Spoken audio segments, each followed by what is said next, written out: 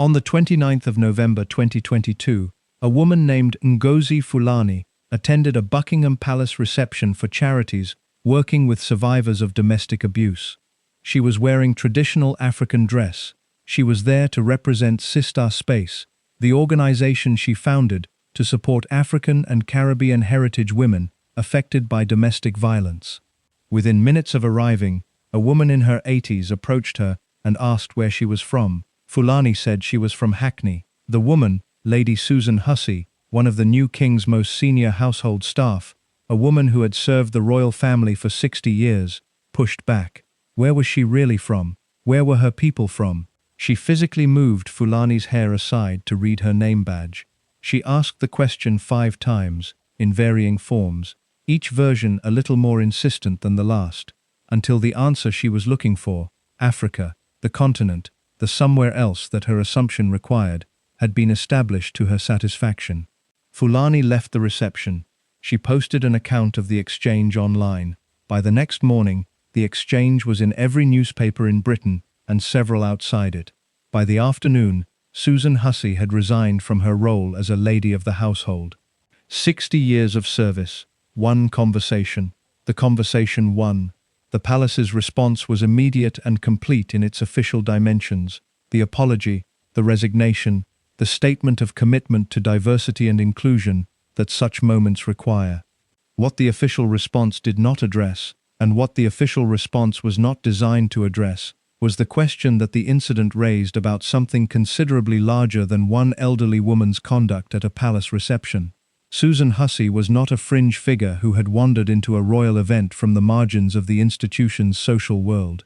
She was the woman the late Queen had chosen as godmother to Prince William.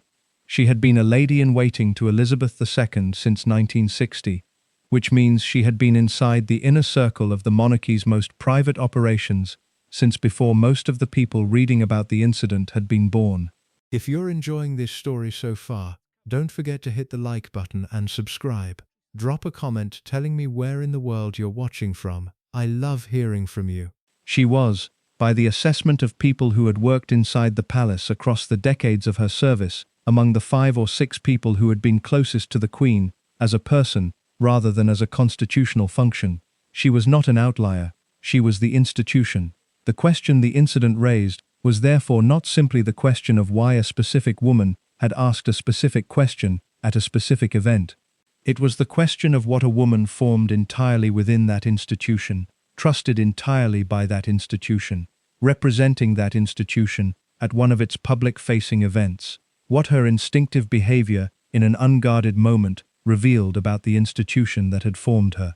The answer to that question is the most uncomfortable thing the incident produced. It is also the thing that the official response was most precisely designed to prevent from being the answer anyone focused on. This account focuses on it.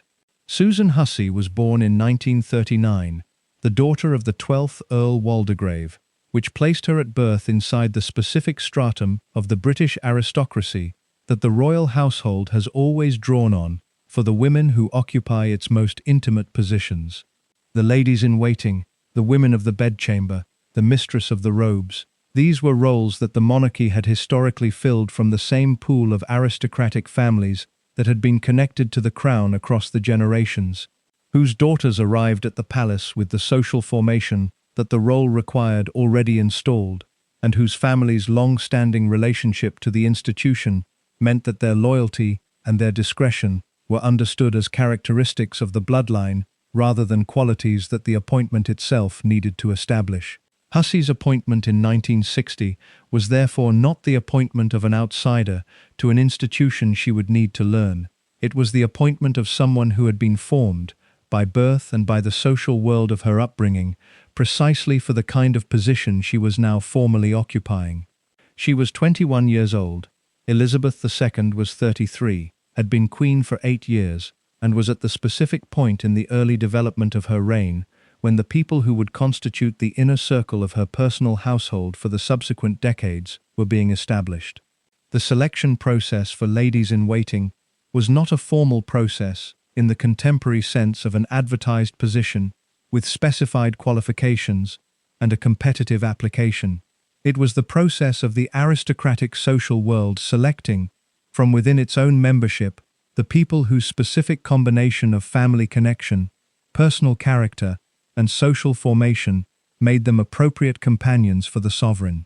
The appropriateness was assessed through the specific social mechanisms that the aristocratic world uses to assess such things, through the network of families who knew each other, whose daughters had been to the same schools and attended the same events, and moved through the same circuits of country houses and London seasons, that the class sustained as the medium of its social reproduction.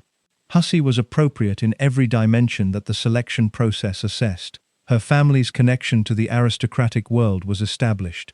Her personal character, by the accounts of people who knew her in those early years, was exactly the character that the role required: socially fluent, personally discreet, possessed of the specific quality of loyal discretion that the intimate service of a sovereign demands from the people who provide it.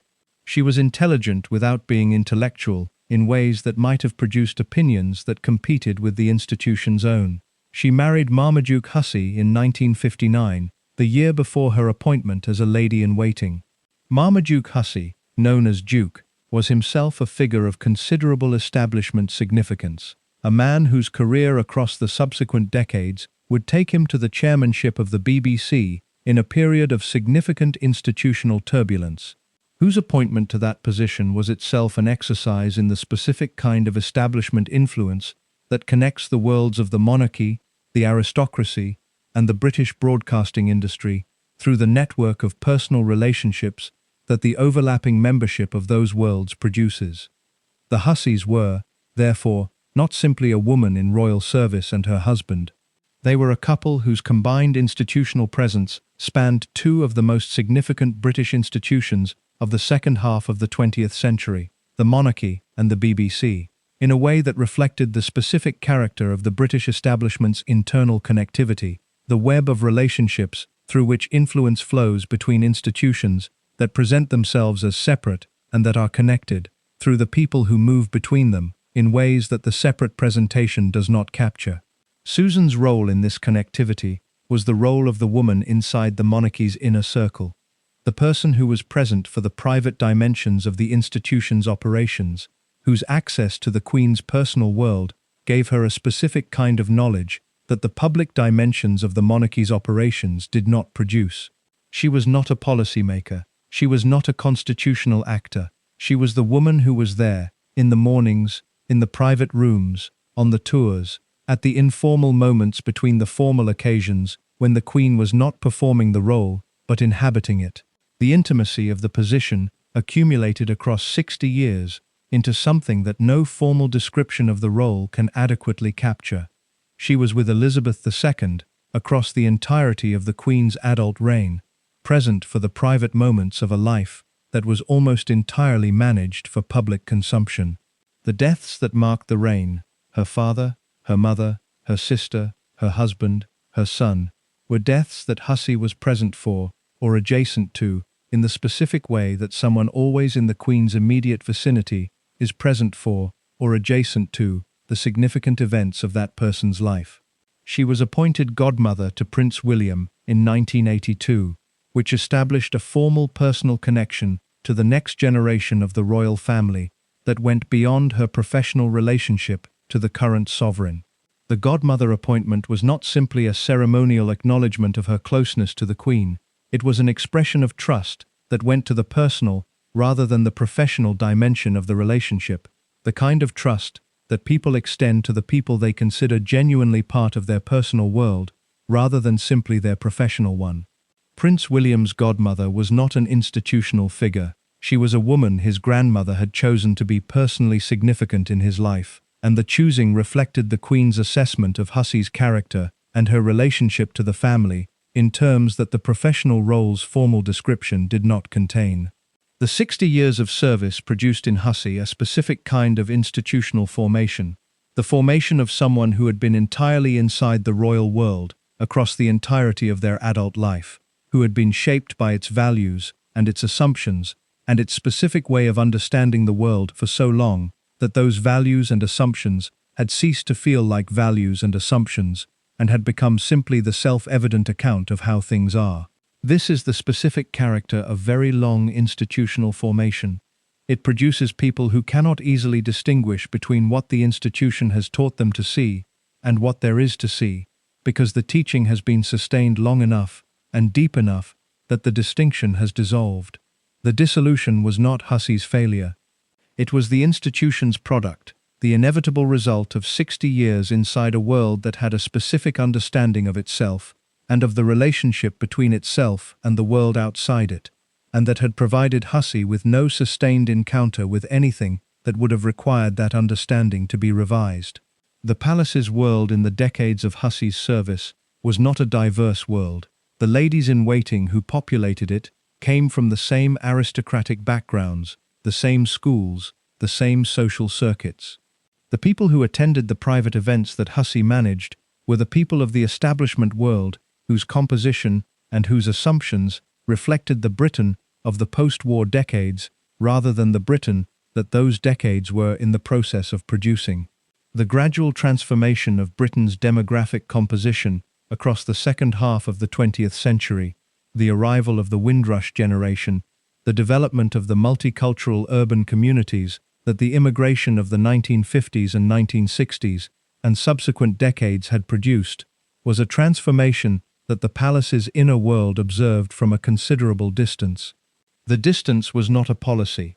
It was a consequence of the institution's social composition and its social habits, the consequence of drawing its intimate personnel from a pool whose own social world was not diverse and whose daily life did not intersect with the Britain that was changing most visibly outside the aristocratic circuits that the pool inhabited.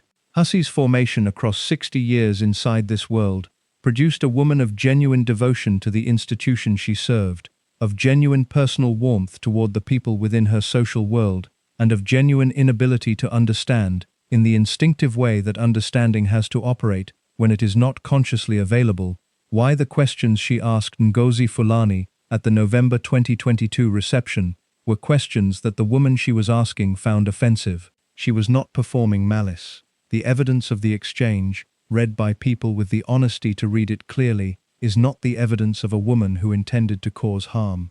It is the evidence of a woman whose formation had produced assumptions so deeply embedded that they operated without her awareness of their operation, whose instinct about where a woman who looked like Ngozi Fulani was from was an instinct that the 60 years of her institutional world had installed, and that the 60 years of her institutional world had never required her to examine.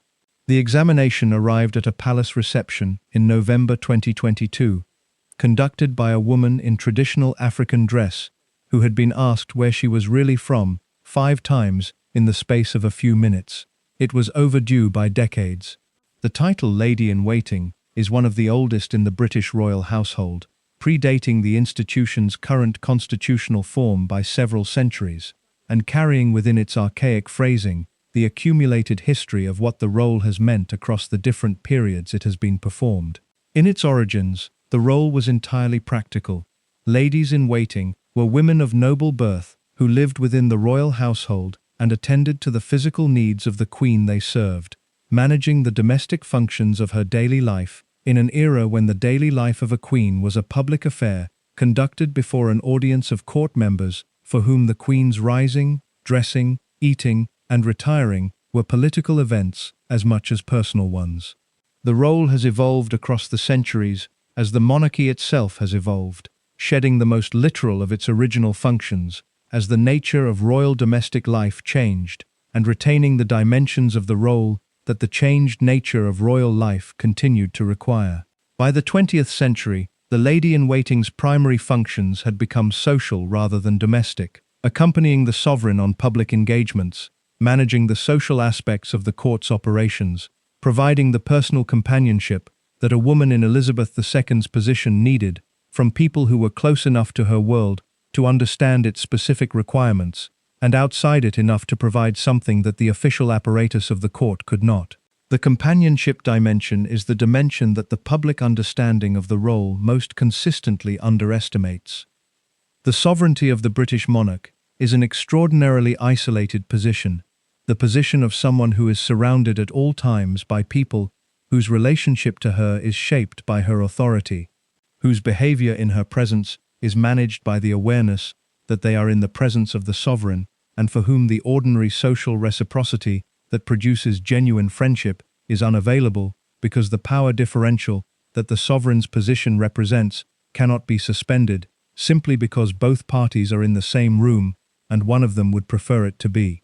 The ladies-in-waiting were not subject to this dynamic in the same way that the court's official members were subject to it.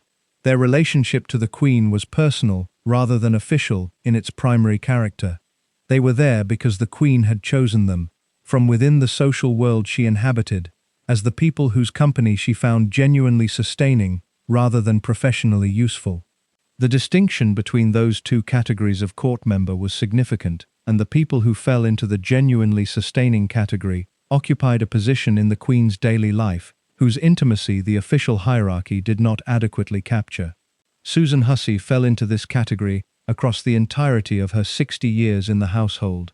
The evidence for this is not simply the biographical fact of the long tenure. Long tenure in a court position can reflect professional indispensability rather than personal warmth, and the distinction matters. The evidence is in the specific character of the relationship that the accounts of people close to the household across the decades describe. The Queen's comfort with Hussey's presence in the moments when the official apparatus had withdrawn, the specific quality of their interactions in the private spaces between public engagements, the William godmother appointment that reflected the personal dimension of the relationship in the most direct available form.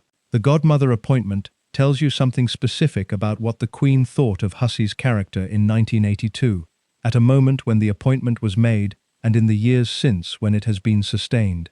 You choose godparents for children you care about on the basis of your assessment of what those godparents can offer the child, what values they embody, what influence they can provide, what their presence in the child's life will add across the years of the relationship.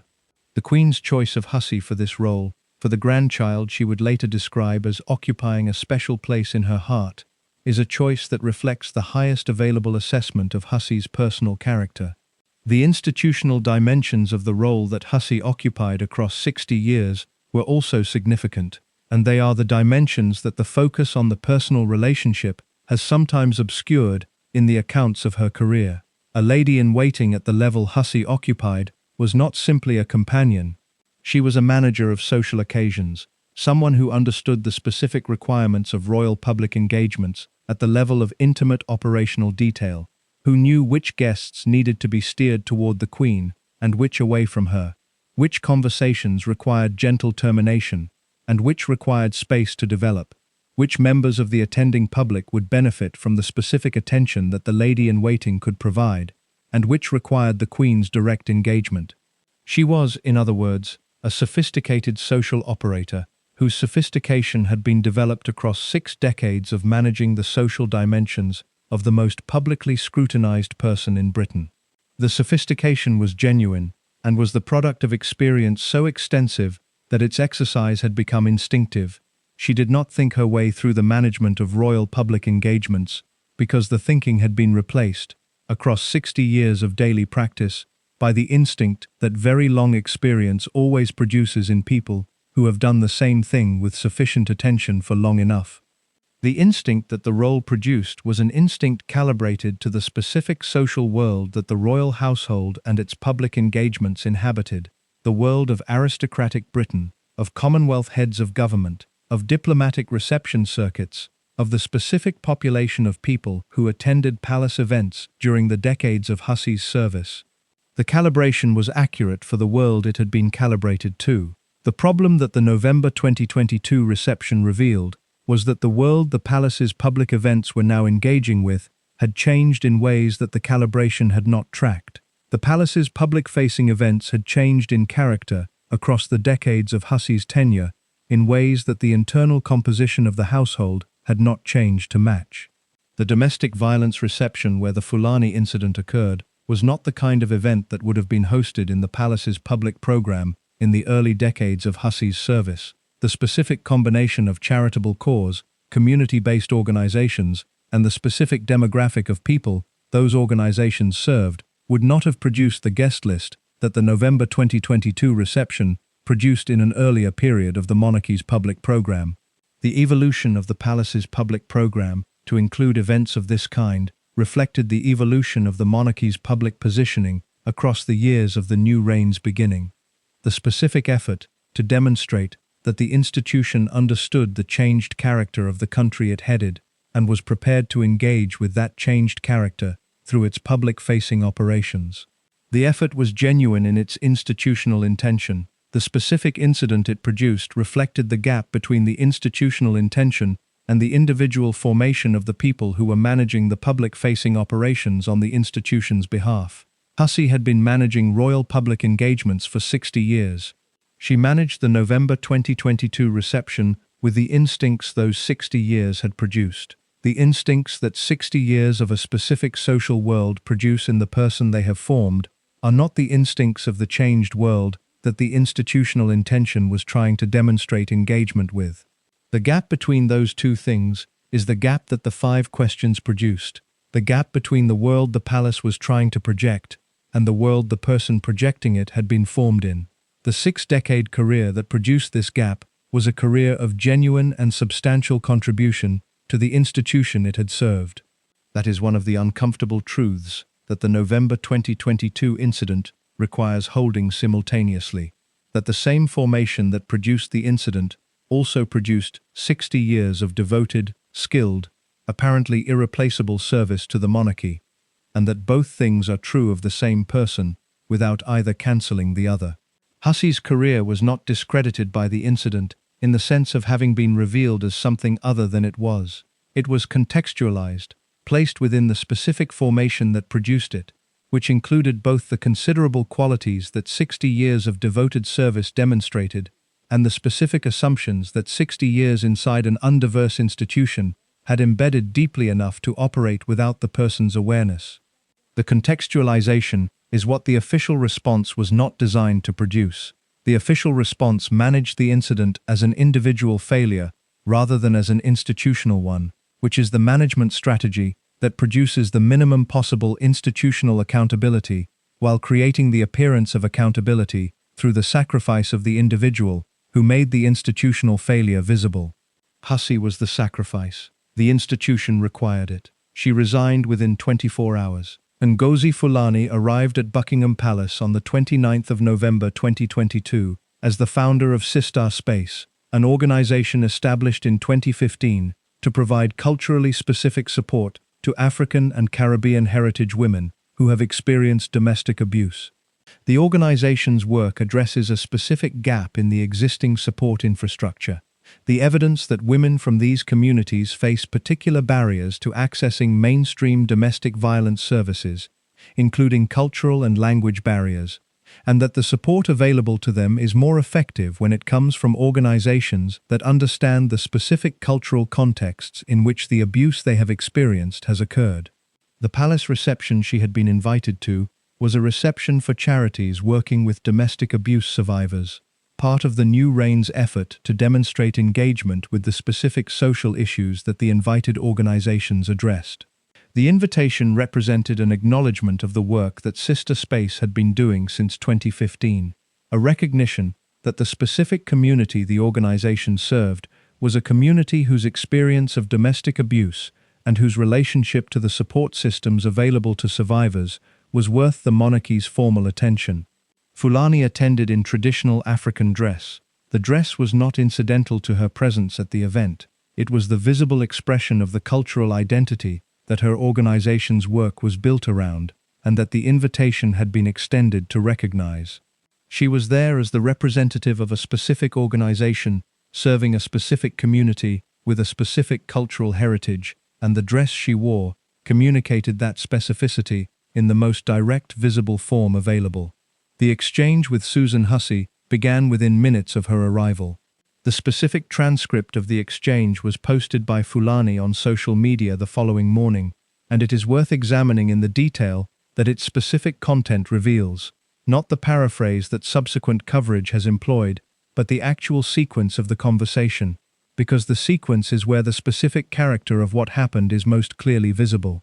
Hussey asked where Fulani was from. Fulani said she was British. Hussey asked where she really came from. Fulani said she was born in this country. Hussey asked what her family's nationality was. Fulani said she was born here and her family had been here for generations. Hussey then physically moved Fulani's hair from her name badge to read it. A physical action whose specific character, the touching of another person's hair without invitation or permission, carries its own dimension of significance in the context of a conversation about racial identity that the accounts of the exchange have not always given the attention it warrants. Having read the name badge, Hussey asked where Fulani's people were from. 5 questions. 5 versions of the same question, each variation a slightly different route to the same destination. The destination being the specific geographical location in Africa or the Caribbean that Hussey's assumption required Fulani to be from, rather than the British cities and institutions that Fulani's actual life had been formed in. The assumption running beneath the questions is the assumption whose presence in the exchange has generated the most sustained analysis in the coverage and commentary that followed. The assumption that a woman in traditional African dress at a palace reception was not British in the sense that mattered, that her Britishness was a temporary or incomplete category, that more persistent questioning would dissolve into the ethnic origin that the traditional dress and the African name and the dark skin indicated, was the more foundational account of who she was. The assumption is not unique to Susan Hussey. It is an assumption that Black British people have described experiencing with sufficient frequency and in sufficient consistency across enough different contexts that its recurrence at a palace reception hosted by a woman of her formation and her background was not, to anyone familiar with the experience of being Black and British, surprising. What was notable about the November 2022 incident was not the assumption itself, but its specific location, inside a palace, at a formal royal event, expressed by a woman who had been representing the monarchy in its public engagements for 60 years. The location gave the assumption an institutional weight that the same assumption expressed in a different context would not have carried. When Susan Hussey asked Ngozi Fulani where she was really from, she was not asking as a private individual whose personal assumptions are her own business. She was asking as a representative of the institution that had sent her to that reception, as a lady of the household, wearing a name badge that identified her as such, managing the social operations of a royal event on the institution's behalf. The assumption was therefore not simply Hussey's assumption. It was the assumption of the institution that had formed her across 60 years and had placed her in that room to represent it. This is the dimension of the incident that the official response managed most efficiently, the dimension that the framing of Hussey as an individual who had made an individual error was specifically designed to prevent from dominating the public conversation. If the incident was about an elderly woman's personal assumptions, the appropriate response was an apology from the woman and a statement of institutional values from the palace. If the incident was about what the institution that had formed this woman had produced across 60 years of formation, the appropriate response was something considerably more substantial and considerably more uncomfortable for the institution to contemplate. The official response chose the first framing with a speed and a completeness that reflected genuine institutional skill at crisis management. The ability to absorb an incident at the level that produces the minimum necessary accountability while limiting the production of accountability at the level that would have required genuine institutional examination. Fulani's response to the exchange in the immediate aftermath was the response of someone who had just experienced something they recognized but had not necessarily expected to experience in this specific location at this specific event. She did not immediately go public. The social media post came the following morning, after she had had time to process what had happened and to make the specific decision that what had happened warranted public documentation. The decision to go public was the decision that made the incident a public story rather than a private experience. Experiences of this kind, the questioning of a Black person's Britishness by a white person in a position of institutional authority, are not rare. They are, by the accounts of Black British people who have experienced them, sufficiently common that the question of whether to make any specific instance public involves a specific calculation about the value of doing so relative to the costs, which include the specific costs of having your account contested, your motives questioned, and your experience reduced to a political position rather than received as a personal account. Fulani made the calculation and decided that this specific instance, this specific location, this specific person, this specific institution warranted the public documentation that other instances might not have. The calculation was sound. The public response to the documentation confirmed its soundness. The account was received, across the coverage that followed, with the seriousness that the location and the person warranted, and the speed of the palace's official response confirmed that the seriousness had reached the institution itself. The resignation came within 24 hours. It was presented as Hussey's decision. The language of the palace's statement positioned her as having chosen to step down rather than having been asked to do so, which is the standard language of managed institutional departures that the palace has developed considerable expertise in producing.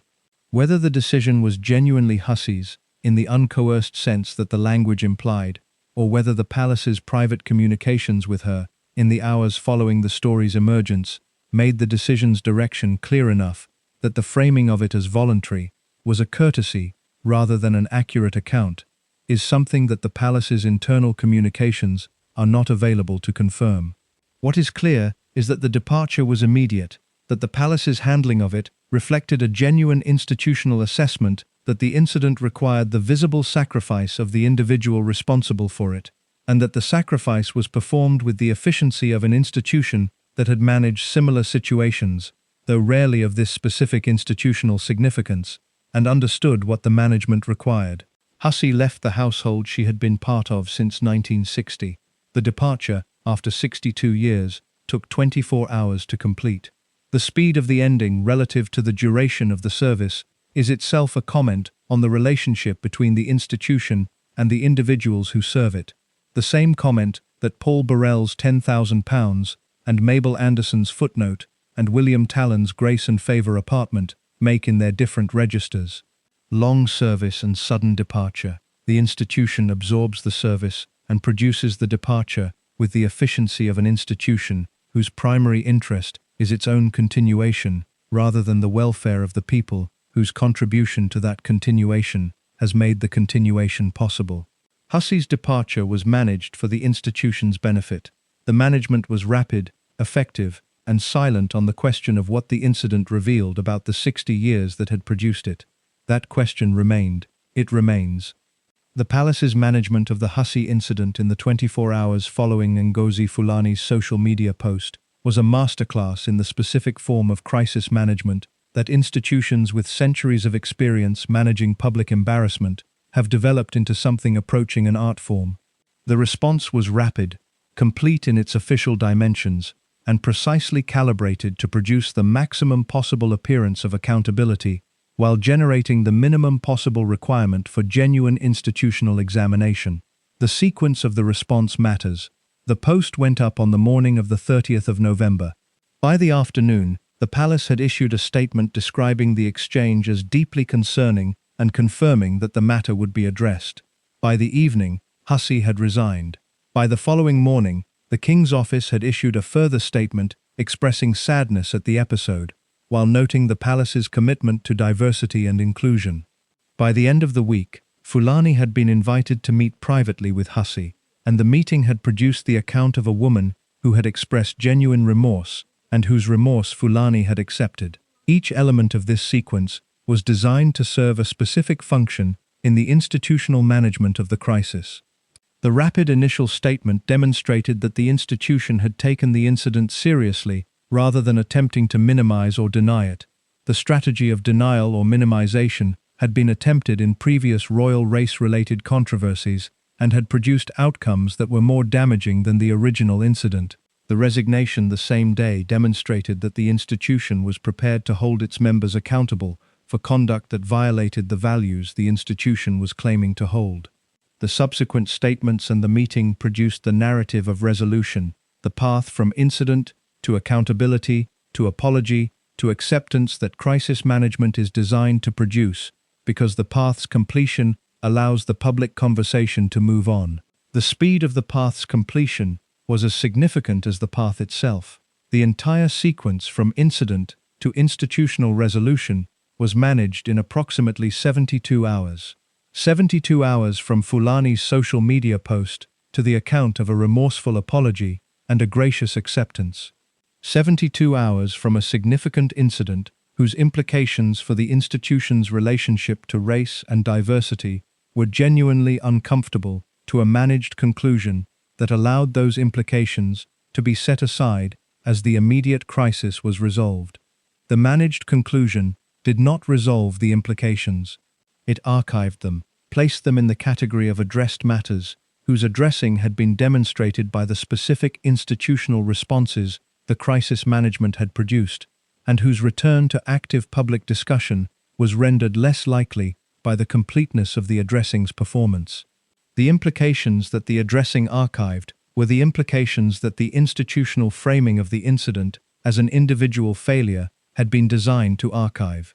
The framing positioned Hussey as an individual who had made an individual error, whose individual error had been individually addressed through her individual resignation and her individual apology. The framing was accurate in its narrowest available reading. She had made an error, and the error had been addressed in the ways the framing described. The framing was dishonest in its implications, in what it implied about what the error represented, in the conclusions it discouraged about what a 60-year courtier's instinctive behavior revealed about the institution that had formed her. The institution's diversity and inclusion commitments were referenced in the official statements with the specificity that such statements always produce when an incident requires them to be produced. The list of initiatives, the named programs, the described commitments whose presence in the statement demonstrated institutional awareness of the issue without committing to any specific change in the institutional compositions or practices that the incident had revealed as inadequate. The diversity and inclusion statements were not dishonest in the sense of being fabricated. The initiatives described existed. The commitments expressed were genuine in their institutional intention. What the statements lacked was any engagement with the specific question that the incident raised, not whether the palace was committed to diversity in the abstract, but whether the specific practices through which it recruited and retained and promoted the people in its most intimate positions reflected the diversity it was committed to in its stated values. The specific practices through which Susan Hussey had come to occupy her position, the aristocratic social network, the family connection, the specific assessment of suitability conducted within the social world that the pool of candidates inhabited, were practices whose continued operation produced the continued composition of the palace's intimate household in ways that the stated diversity commitments had not meaningfully altered. The commitment to diversity expressed in the statements was a commitment applied to the public-facing dimensions of the institution's operations, to the programs and the initiatives and the public engagement activities that were visible to the outside world. It was not a commitment that had penetrated the specific social mechanisms through which the intimate household was composed. The intimate household, the ladies-in-waiting, the women of the bedchamber, the people who occupied the positions closest to the sovereign's personal world, was composed through mechanisms that had been operating in essentially the same form since Hussey's own appointment in 1960. The mechanisms were not formal in ways that made them legally discriminatory. There was no written policy excluding women from particular backgrounds. The mechanisms were informal in ways that produced exclusion more effectively than formal policy could, because informal mechanisms of exclusion produce outcomes without producing the documentary evidence that formal policies create. The crisis management performed around the Hussey incident left these mechanisms in place. The resignation removed the individual who had made the institutional problem visible. The statements committed the institution to values it was not prepared to examine the specific practices that violated. The meeting produced the remorse and the acceptance that closed the narrative. The mechanisms continued. Fulani's response to the meeting and to the palace's handling of the aftermath has been nuanced in ways that the crisis management's narrative of resolution did not fully accommodate. She accepted Hussey's personal apology in the terms that a genuine individual remorse warrants acceptance. She did not accept the framing of the incident as resolved by the individual apology, because she understood, and has said so publicly, in the accounts she has given of her experience of the aftermath, that the individual apology addressed the individual incident without addressing the institutional question the individual incident had raised. The institutional question is the question that remains unanswered following the palace's management of the crisis. The question is not whether Susan Hussey's instincts were formed by an institutional environment that did not equip her to engage appropriately with the Britain that exists in 2022. That question is answered by the incident itself. They were. The unanswered question is what the palace is prepared to do about the institutional environment that produced those instincts, beyond the management of the specific incident the instincts produced. The management of the crisis was genuinely skilled. The institutional architecture that produced the crisis was not meaningfully examined by the management. This is the specific outcome that the palace's crisis management approach consistently produces: the visible management of individual incidents that demonstrate institutional problems, without the structural examination of the institutional problems that the incidents demonstrate. Hussey's departure was part of this management. Her 62 years of service to the institution were the context for the departure's significance, and the significance was managed efficiently. What the 62 years had produced in the woman they had formed was not the subject of the management. What the formation that produced her was likely to continue producing in the people who would follow her in the intimate household positions she occupied was not the subject of the management.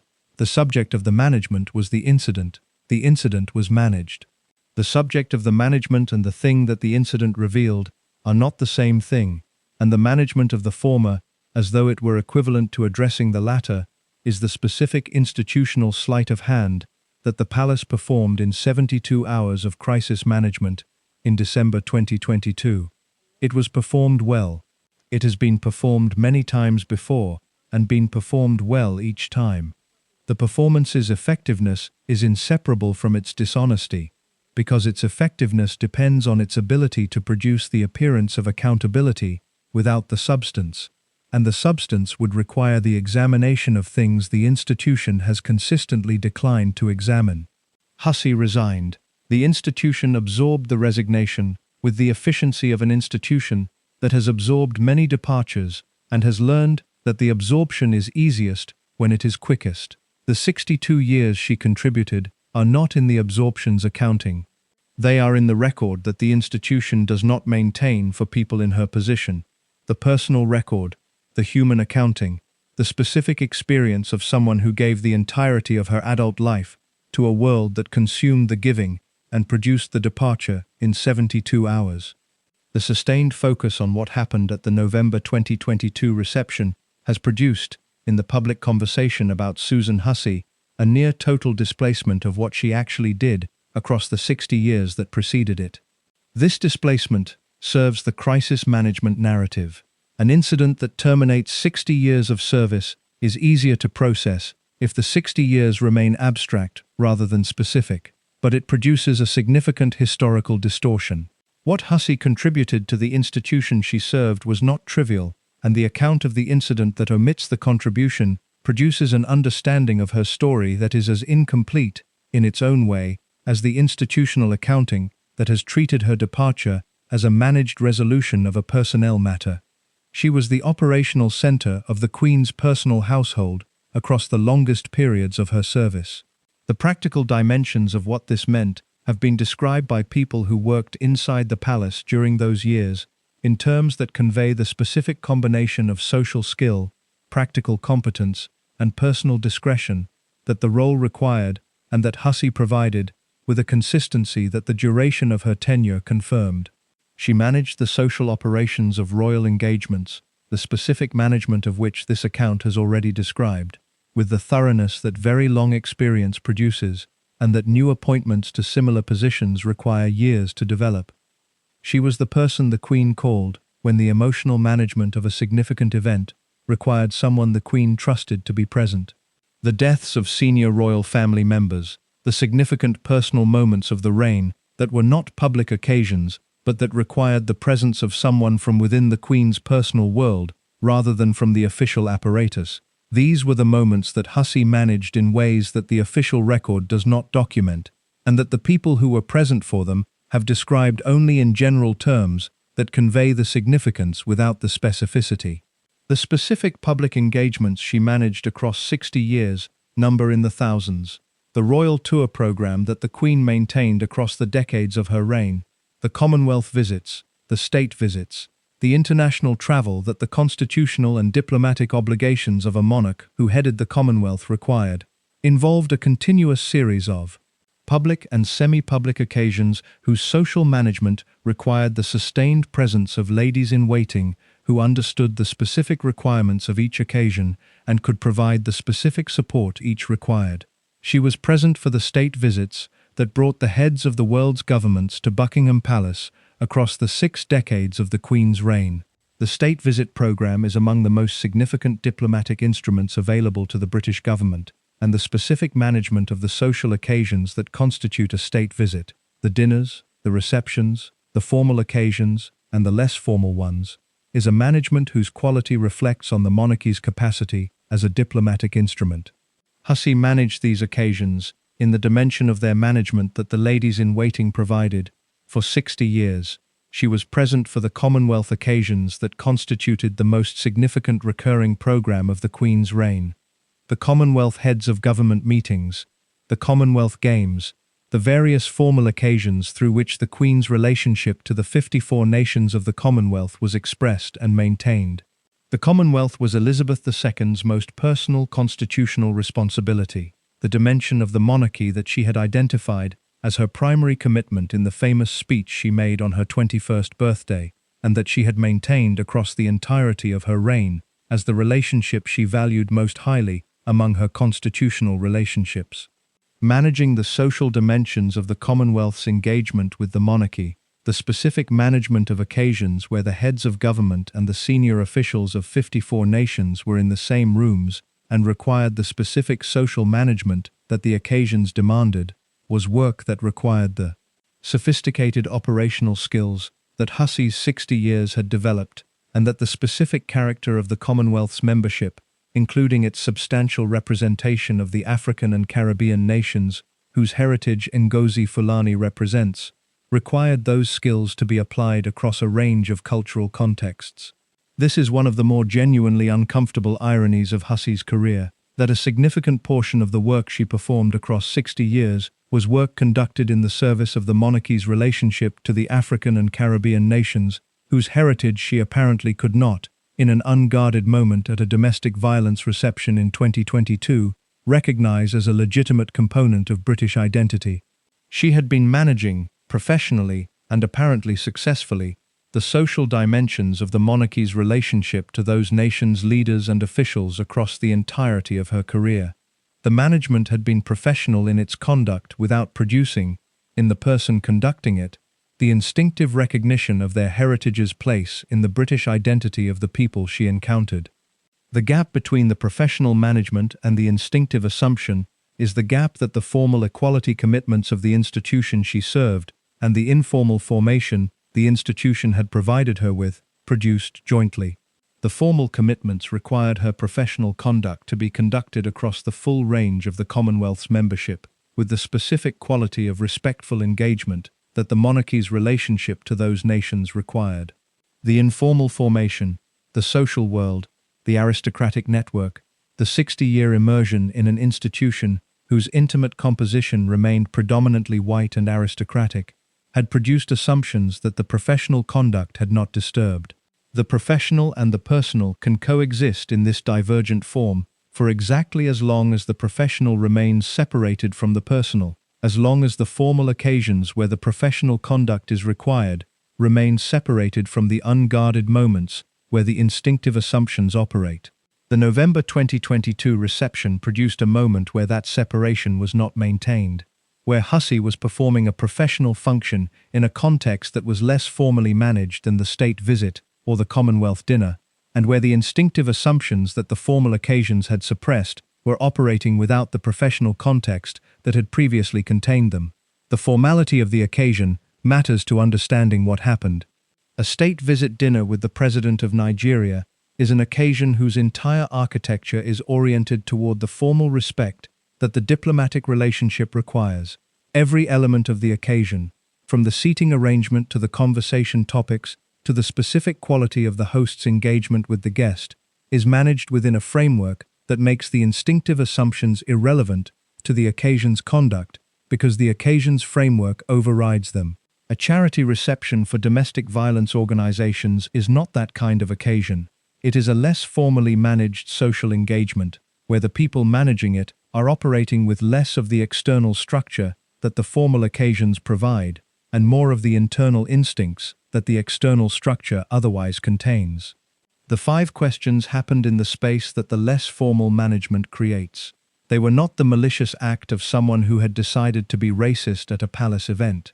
They were the instinctive behavior of someone whose formation had produced instincts that the occasion's reduced formal management was not sufficient to override.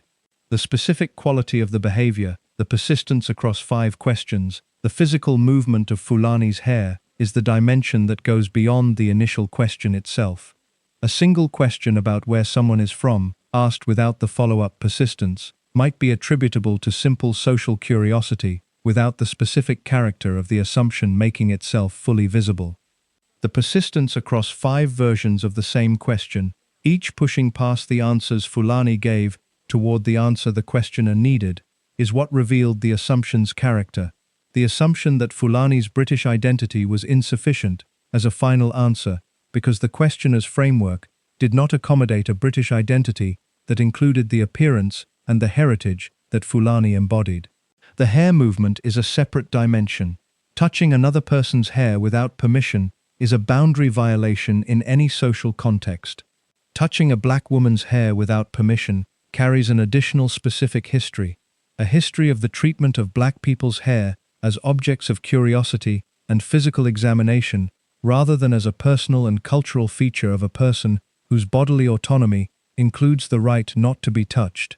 That makes the specific gesture, in the specific context of this exchange, more significant than it would have been if the same gesture had been performed on a white guest. Whether Hussey was aware of this history is a question that her formation provides the answer to. Someone formed within the social world that produced her was not formed within an understanding of the specific histories that the physical touching of black people's hair carries. The unawareness was produced by the same formation that produced the 5 questions. The 60 years that preceded this moment were 60 years of genuine service, genuinely skilled, genuinely valued by the institution that received it. The moment was not the summary of the 60 years. The 60 years and the moment coexisted in the same person, produced by the same formation, expressing themselves in the different registers that the different contexts of a professional life make available. Both are the truth of Susan Hussey. The account that omits either is incomplete. The November 2022 incident did not arrive without context. It arrived at the end of a 4-year period during which the British royal family's relationship to race had been the subject of sustained public examination. Examination produced not by external critics constructing a theoretical critique of the institution, but by a member of the royal family herself, speaking from inside her own experience of what the institution's relationship to race had meant for her personal life. Meghan Markle joined the royal family in 2018 as a biracial American woman whose addition to the institution was received, in the public relations language of the royal household's communications, as evidence of the monarchy's modern character and its relationship to the diversity of the contemporary Britain it served. The reception's terms were the terms of the palace's diversity narrative, the narrative that the stated commitments expressed and that the crisis management of subsequent incidents was designed to maintain. What Meghan experienced inside the institution across the years of her membership was, by her account, and by the account of her husband whose own account of the institution's failures has been extensive and publicly documented, considerably different from the diversity narrative's terms. The specific incidents she described, the concern about the potential skin color of her unborn child, the institutional failure to provide mental health support that she requested, the specific quality of the treatment she received relative to other members of the family, were incidents whose racial dimension she identified directly, and that the palace's management of its public narrative had consistently not addressed. The Oprah interview of March 2021 placed these accounts in front of a global audience of an estimated 50 million people. The interview produced a crisis for the palace that the crisis management approach was not well equipped to handle, because the crisis was not the crisis of a single incident that could be managed through a resignation and a statement. It was the crisis of a sustained account from a person with the specific credibility of having been inside the institution, of the institution's relationship to race as experienced from the inside. The palace's response to the Oprah interview was characteristically managed. The statement that was described as the famous recollection may differ line, which acknowledged the specific claim about the baby's skin color without denying it in terms that would have made the denial checkable, and which positioned the matter as a difference of recollection rather than a difference between what had happened and what the palace was prepared to acknowledge had happened. The managed response did not resolve the crisis. It archived it, placed it in the category of matters addressed without resolving the underlying questions that the matter had raised. The archived matters, the baby's skin color conversation, the mental health support failure, the broader account of the institution's treatment of its first black senior female member, remained in the public consciousness as documented, unresolved accounts of what the institution had been like on the inside for the person whose experience of the inside was most directly shaped by her racial identity.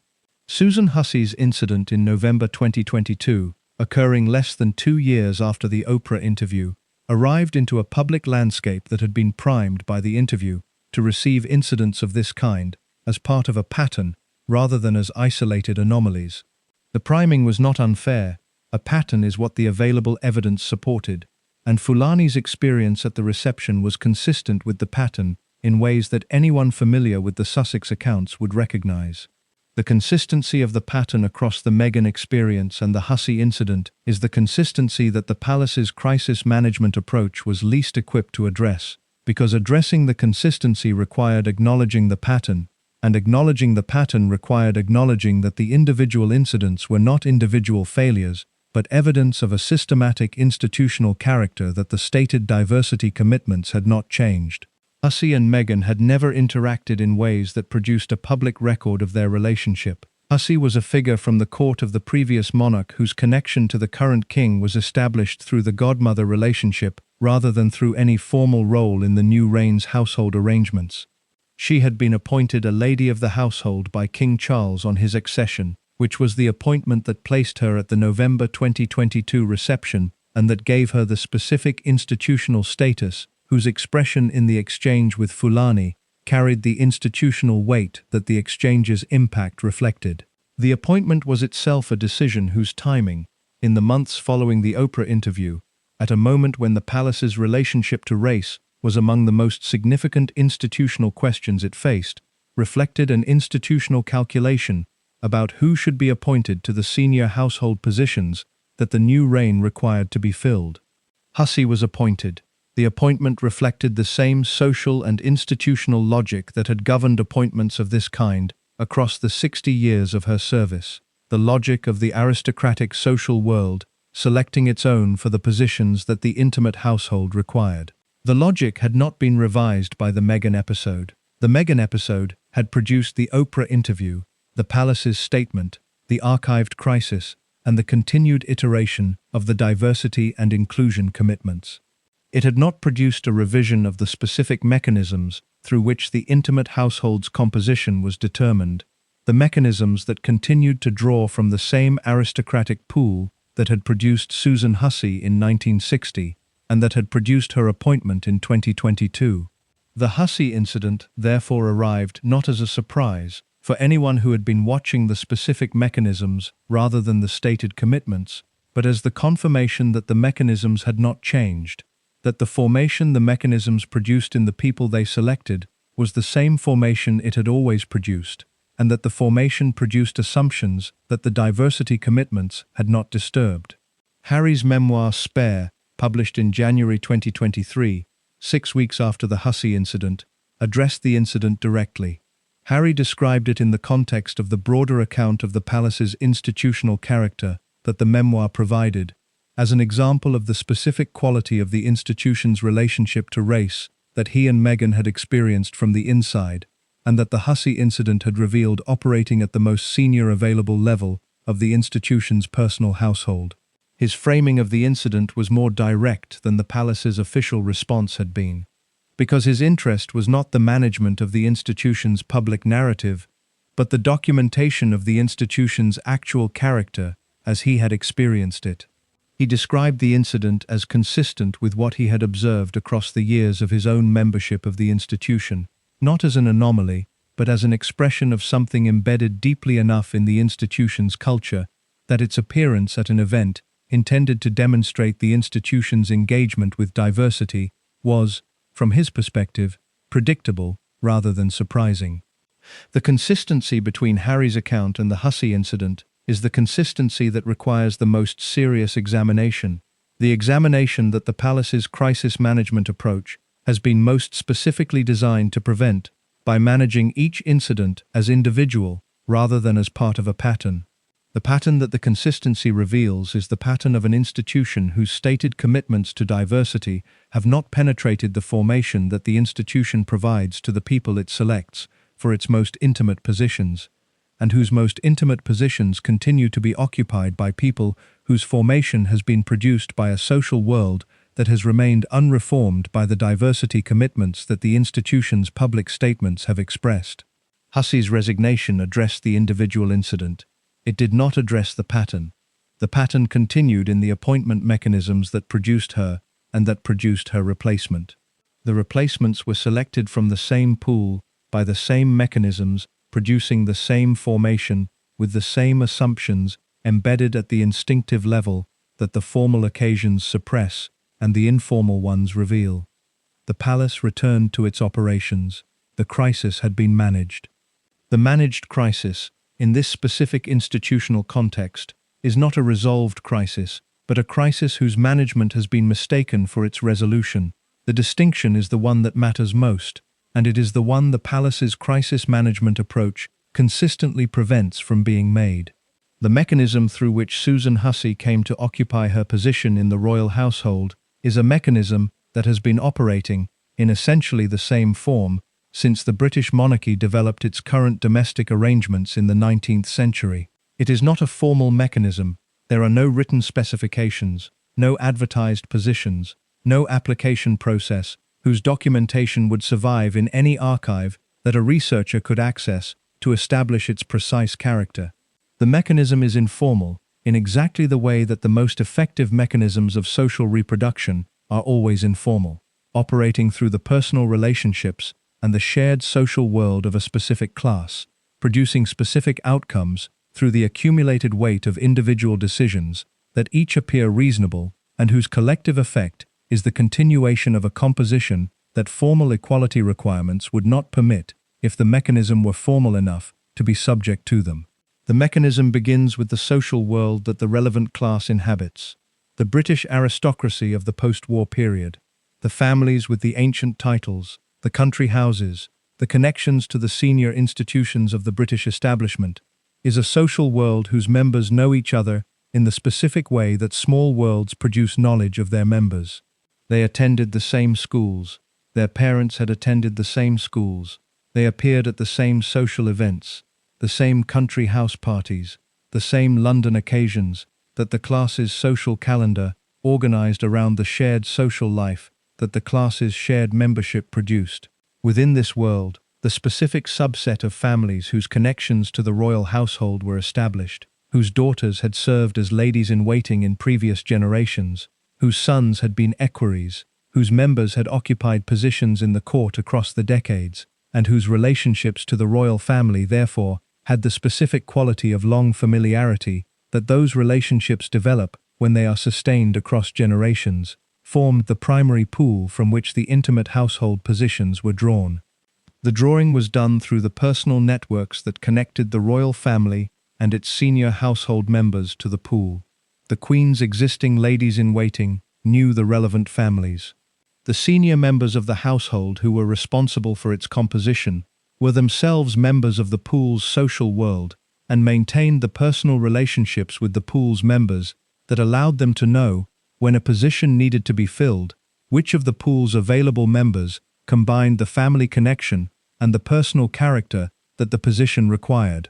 The personal character requirement was real and was assessed through the social mechanisms that the world used to assess character, through the observations of people who had encountered the candidate in the social contexts the world provided, through the reputation that the world's small circle gossip produced for everyone within it, through the specific quality of attention that people who are deciding whether to trust someone with a position of this intimacy apply to everything they can observe about the candidate's reliability, discretion, and personal suitability. The assessment was genuine in its application and corrupt in its structural character. Genuine because the people conducting it were making real judgments about real people based on real observations. Corrupt because the pool within which those observations were made was a pool whose composition excluded, through the informal mechanisms of the class system rather than through any explicit policy, the vast majority of British people whose suitability for the positions in question had never been assessed because they had never been within the social world where assessment happened. The corruption is structural rather than intentional.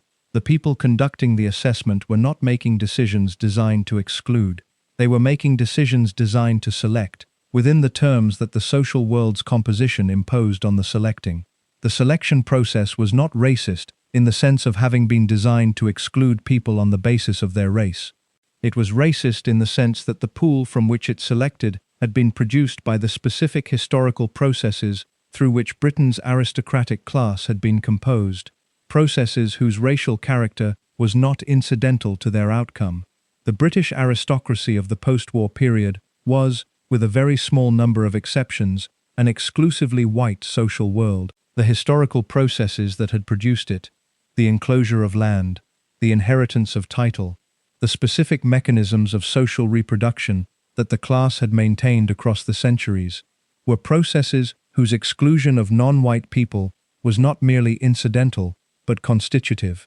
The class had been formed in a Britain whose relationship to the people of its colonial empire was a relationship of extraction rather than inclusion, and the formation had produced a social world whose composition reflected the specific understanding of who was and who was not a member of the society whose leadership the class considered itself to constitute. The informal mechanism for selecting the palace's intimate household staff drew from this world, and thereby produced outcomes that reflected the world's composition without any individual in the selection process needing to make an explicitly racial decision.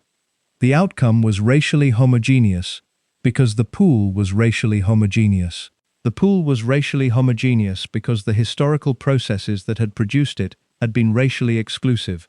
The exclusion was embedded in the mechanism's structure rather than in the intentions of the individuals operating it, which made it simultaneously more difficult to identify and more persistent in its effects than explicit intentional exclusion would have been. If you're hooked on this story, make sure to subscribe and turn on notifications so you never miss an upload. Your support means everything and helps me bring you more emotional stories like this one. Susan Hussey's appointment in 1960 was the product of this mechanism operating in the specific conditions of the early years of Elizabeth II's reign. She was appropriate by every measure the mechanism applied. Her family's connection to the aristocratic world was established. Her personal character had been assessed through the social world that the pool inhabited and had been found to be exactly the character that the intimate household positions required. She was selected. The mechanism's operation in 1960 produced an outcome that the mechanism's structural character guaranteed: a white aristocratic woman whose formation within the aristocratic social world had produced the assumptions about the world that the aristocratic social world installs in the people it forms. Those assumptions included, at the level of instinct rather than conscious belief, the assumptions about who belonged in Britain, in what ways, that the November 2022 incident revealed operating in Hussey's approach to Ngozi Fulani. The mechanism continued to operate across the 60 years of Hussey's service, producing the continued composition of the intimate household in ways that the diversity commitments expressed in the palace's public statements had not revised. The ladies-in-waiting who joined the household during those 60 years were not exclusively white aristocrats. The mechanism had evolved sufficiently to accommodate some broadening of the pool, but the broadening was marginal relative to the pool's overall character, and the intimate positions remained occupied primarily by people whose formation within the aristocratic social world had produced the specific character of institutional assumption that the mechanism was designed to produce.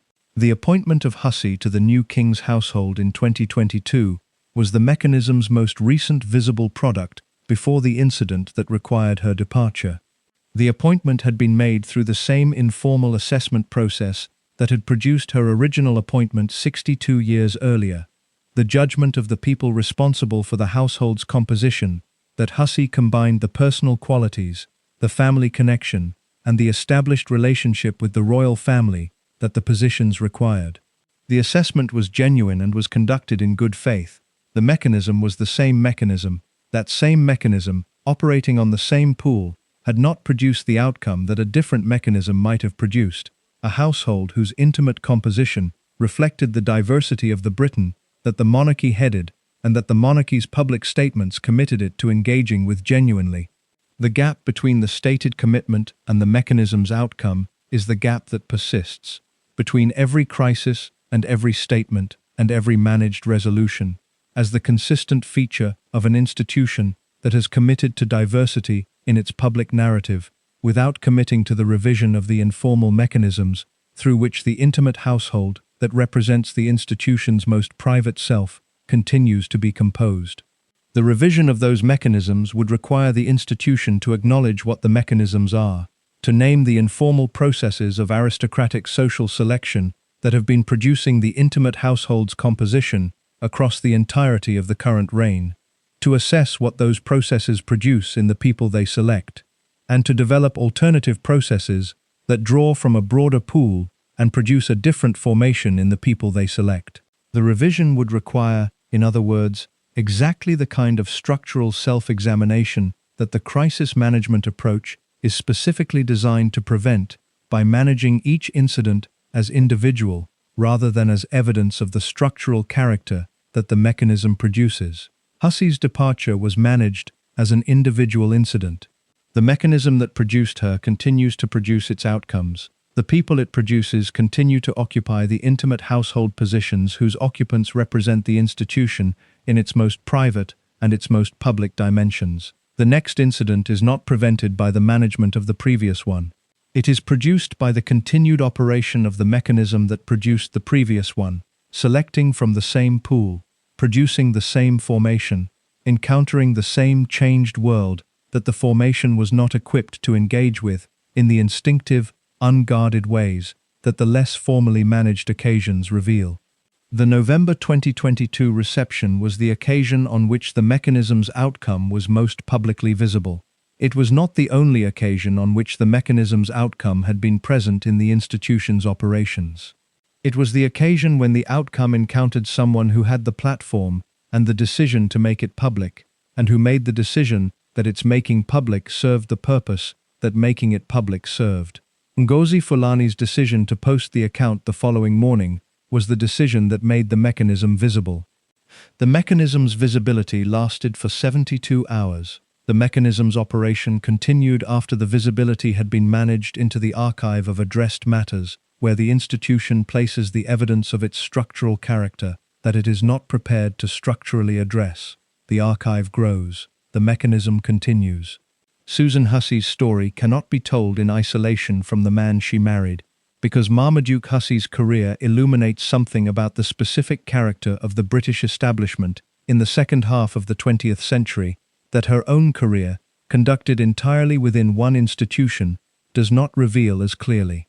Where she spent 60 years inside the monarchy, he moved across the establishment's institutions, through the commercial press, through the boardrooms of major British corporations, and eventually into the chairmanship of the BBC, in a trajectory that demonstrates the specific way that the British establishment reproduces itself through the movement of trusted individuals between its component institutions, each lending the individual to the next on the basis of the shared understanding of who the individual is and what the individual represents, that the establishment's internal networks maintain. Marmaduke Hussey, Duke, to the people who knew him, had been severely wounded at Anzio in 1945, losing a leg to a German mortar shell during the Italian campaign. He was 21 years old.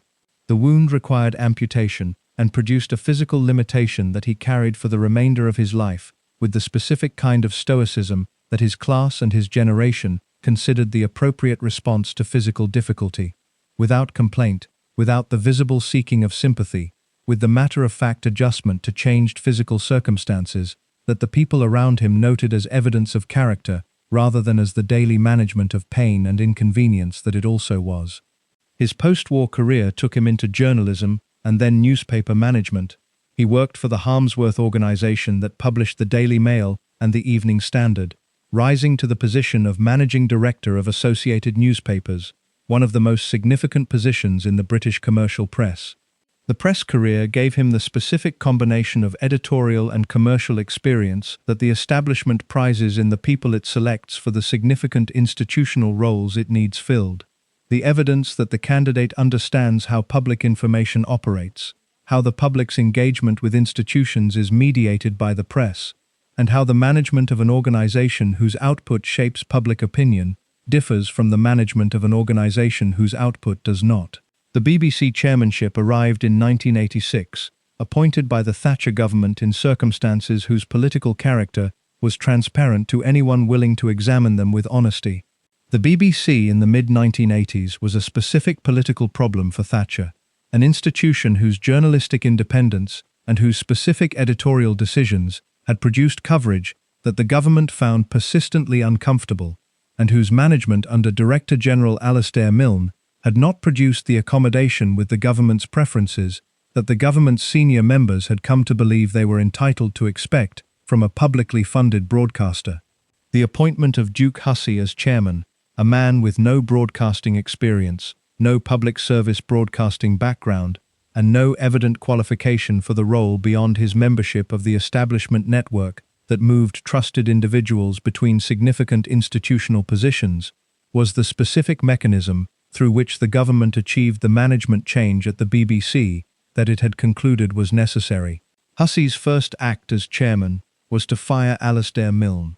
The firing was conducted without the process that the BBC's governance procedures required for the dismissal of its Director General, without the board consultation that the procedures specified, without the advance warning that the gravity of the decision warranted, in a meeting that Milne has described as lasting approximately 10 minutes, and producing the notification of his termination without the opportunity for response or discussion that any reasonable account of procedural fairness would require. The firing demonstrated the specific character of the appointment. It was not an appointment made to provide the BBC with experienced leadership that would improve its performance as a broadcaster. It was an appointment made to provide the BBC with the specific leadership that would produce the specific outcome that the appointment's architects required, and the specific outcome was the removal of the person whose leadership had produced the editorial decisions that the architects found objectionable. Whether Duke Hussey was entirely comfortable with the role he was playing in this specific institutional maneuver is a question that his own accounts of the period address with the discretion that the establishment deploys around the most politically sensitive dimensions of the decisions its members participate in. He described himself as acting in the best interests of the BBC. He was acting in the best interests of a government that had appointed him to do exactly what he did, and the distinction between those two characterizations of the same action was a distinction that the establishment's self-understanding did not require him to examine. The BBC chairmanship lasted until 1996, a decade during which the institution underwent the specific transformations that the political and commercial pressures of the period produced. The intensification of the competition with commercial broadcasting, the introduction of market mechanisms into the public service broadcasters' operations, the specific editorial tensions between the BBC's journalistic independence and its relationship to the government that funded it. These years were years of significance in the BBC's institutional history, and Duke Hussey's chairmanship shaped that history in ways that the people who study the BBC's development across this period have assessed with varying degrees of enthusiasm, depending on their assessments of what the BBC should have been during those years and what it became. The relevance of Duke Hussey's career to Susan Hussey's story is not simply biographical. It is the relevance of a shared institutional world, the world of the British establishment, whose interconnection the two careers demonstrate across two of its most significant institutions. She was inside the monarchy. He was moving through the press and the BBC. The world they inhabited together was the world in which these institutions were governed by people whose relationships to each other were the personal relationships of the establishment network. People who knew each other, whose wives were friends, whose children attended the same schools, whose lives intersected at the country house parties and the London dinners and the significant social occasions that the establishment's social calendar organized. Their marriage was therefore not simply a personal relationship between two individuals, it was a connection between two institutional positions, the most intimate position within the monarchy's private household and the governing position within one of Britain's most significant public institutions, that the shared world they inhabited made natural and that the establishment's understanding of the value of internal connection made useful. The connection's usefulness was not cynical in its personal character. Duke and Susan Hussey appear, by the accounts of people who knew them, to have been genuinely fond of each other and to have maintained a marriage of genuine personal substance across the 4 decades of its duration. He died in 2006, 20 years before the incident that ended her public career, and the accounts of her following his death describe a woman who had lost something that the professional life, however demanding and however absorbing, could not replace. But the connection's institutional character is as real as its personal one, and the institutional character illuminates something about the specific world that formed Susan Hussey, that the focus on her individual career does not. She was not simply a woman who had worked for the palace for 60 years. She was a woman whose entire adult world, her professional world in the palace, her personal world in the marriage, her social world in the aristocratic networks that both worlds inhabited, was the establishment world whose internal composition and whose internal assumptions the November 2022 incident revealed at their most unguarded. The establishment world of the post-war decades was a world whose internal diversity was minimal. It was a world of white men and their wives, of aristocratic families whose connections to each other preceded the institutions any of them led, of the specific cultural formation that the shared schools and the shared social circuits and the shared understanding of Britain and its place in the world produced in the people the world formed. The formation produced people of considerable competence at the tasks the establishment required, the management of its institutions, the maintenance of its internal relationships, the specific combination of social grace and operational effectiveness that the positions demanded. The formation also produced the assumptions about who belonged in Britain, in what ways, that the November 2022 incident expressed at their most instinctive. The assumptions were not the personal failures of the individuals who held them. They were the products of the formation, the specific things that the establishment world taught the people it formed, not explicitly, not through any intended lesson, but through the accumulated evidence of a daily life, conducted entirely within a world whose membership composition told its members, through the fact of the composition itself, who was expected to be present and who was not.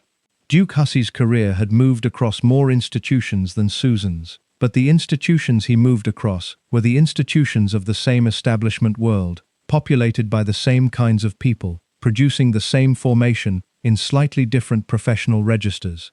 His decade at the BBC produced someone whose institutional experience had been broader than most of the establishment's other members, someone who had encountered, in the BBC's newsrooms and production departments, a population of people whose backgrounds were more diverse than the aristocratic social world provided. Whether the encounter revised the formation's assumptions at the instinctive level that the November 2022 incident revealed is a question that his own conduct does not provide the same kind of evidence for answering that Susan's conduct did. He died 16 years before the incident. The evidence of his formation's assumptions remains in the institutional record of his BBC chairmanship, in the specific decisions he made, the specific people he empowered and removed, the specific understanding of what the BBC was and should be that his decade as its chairman expressed.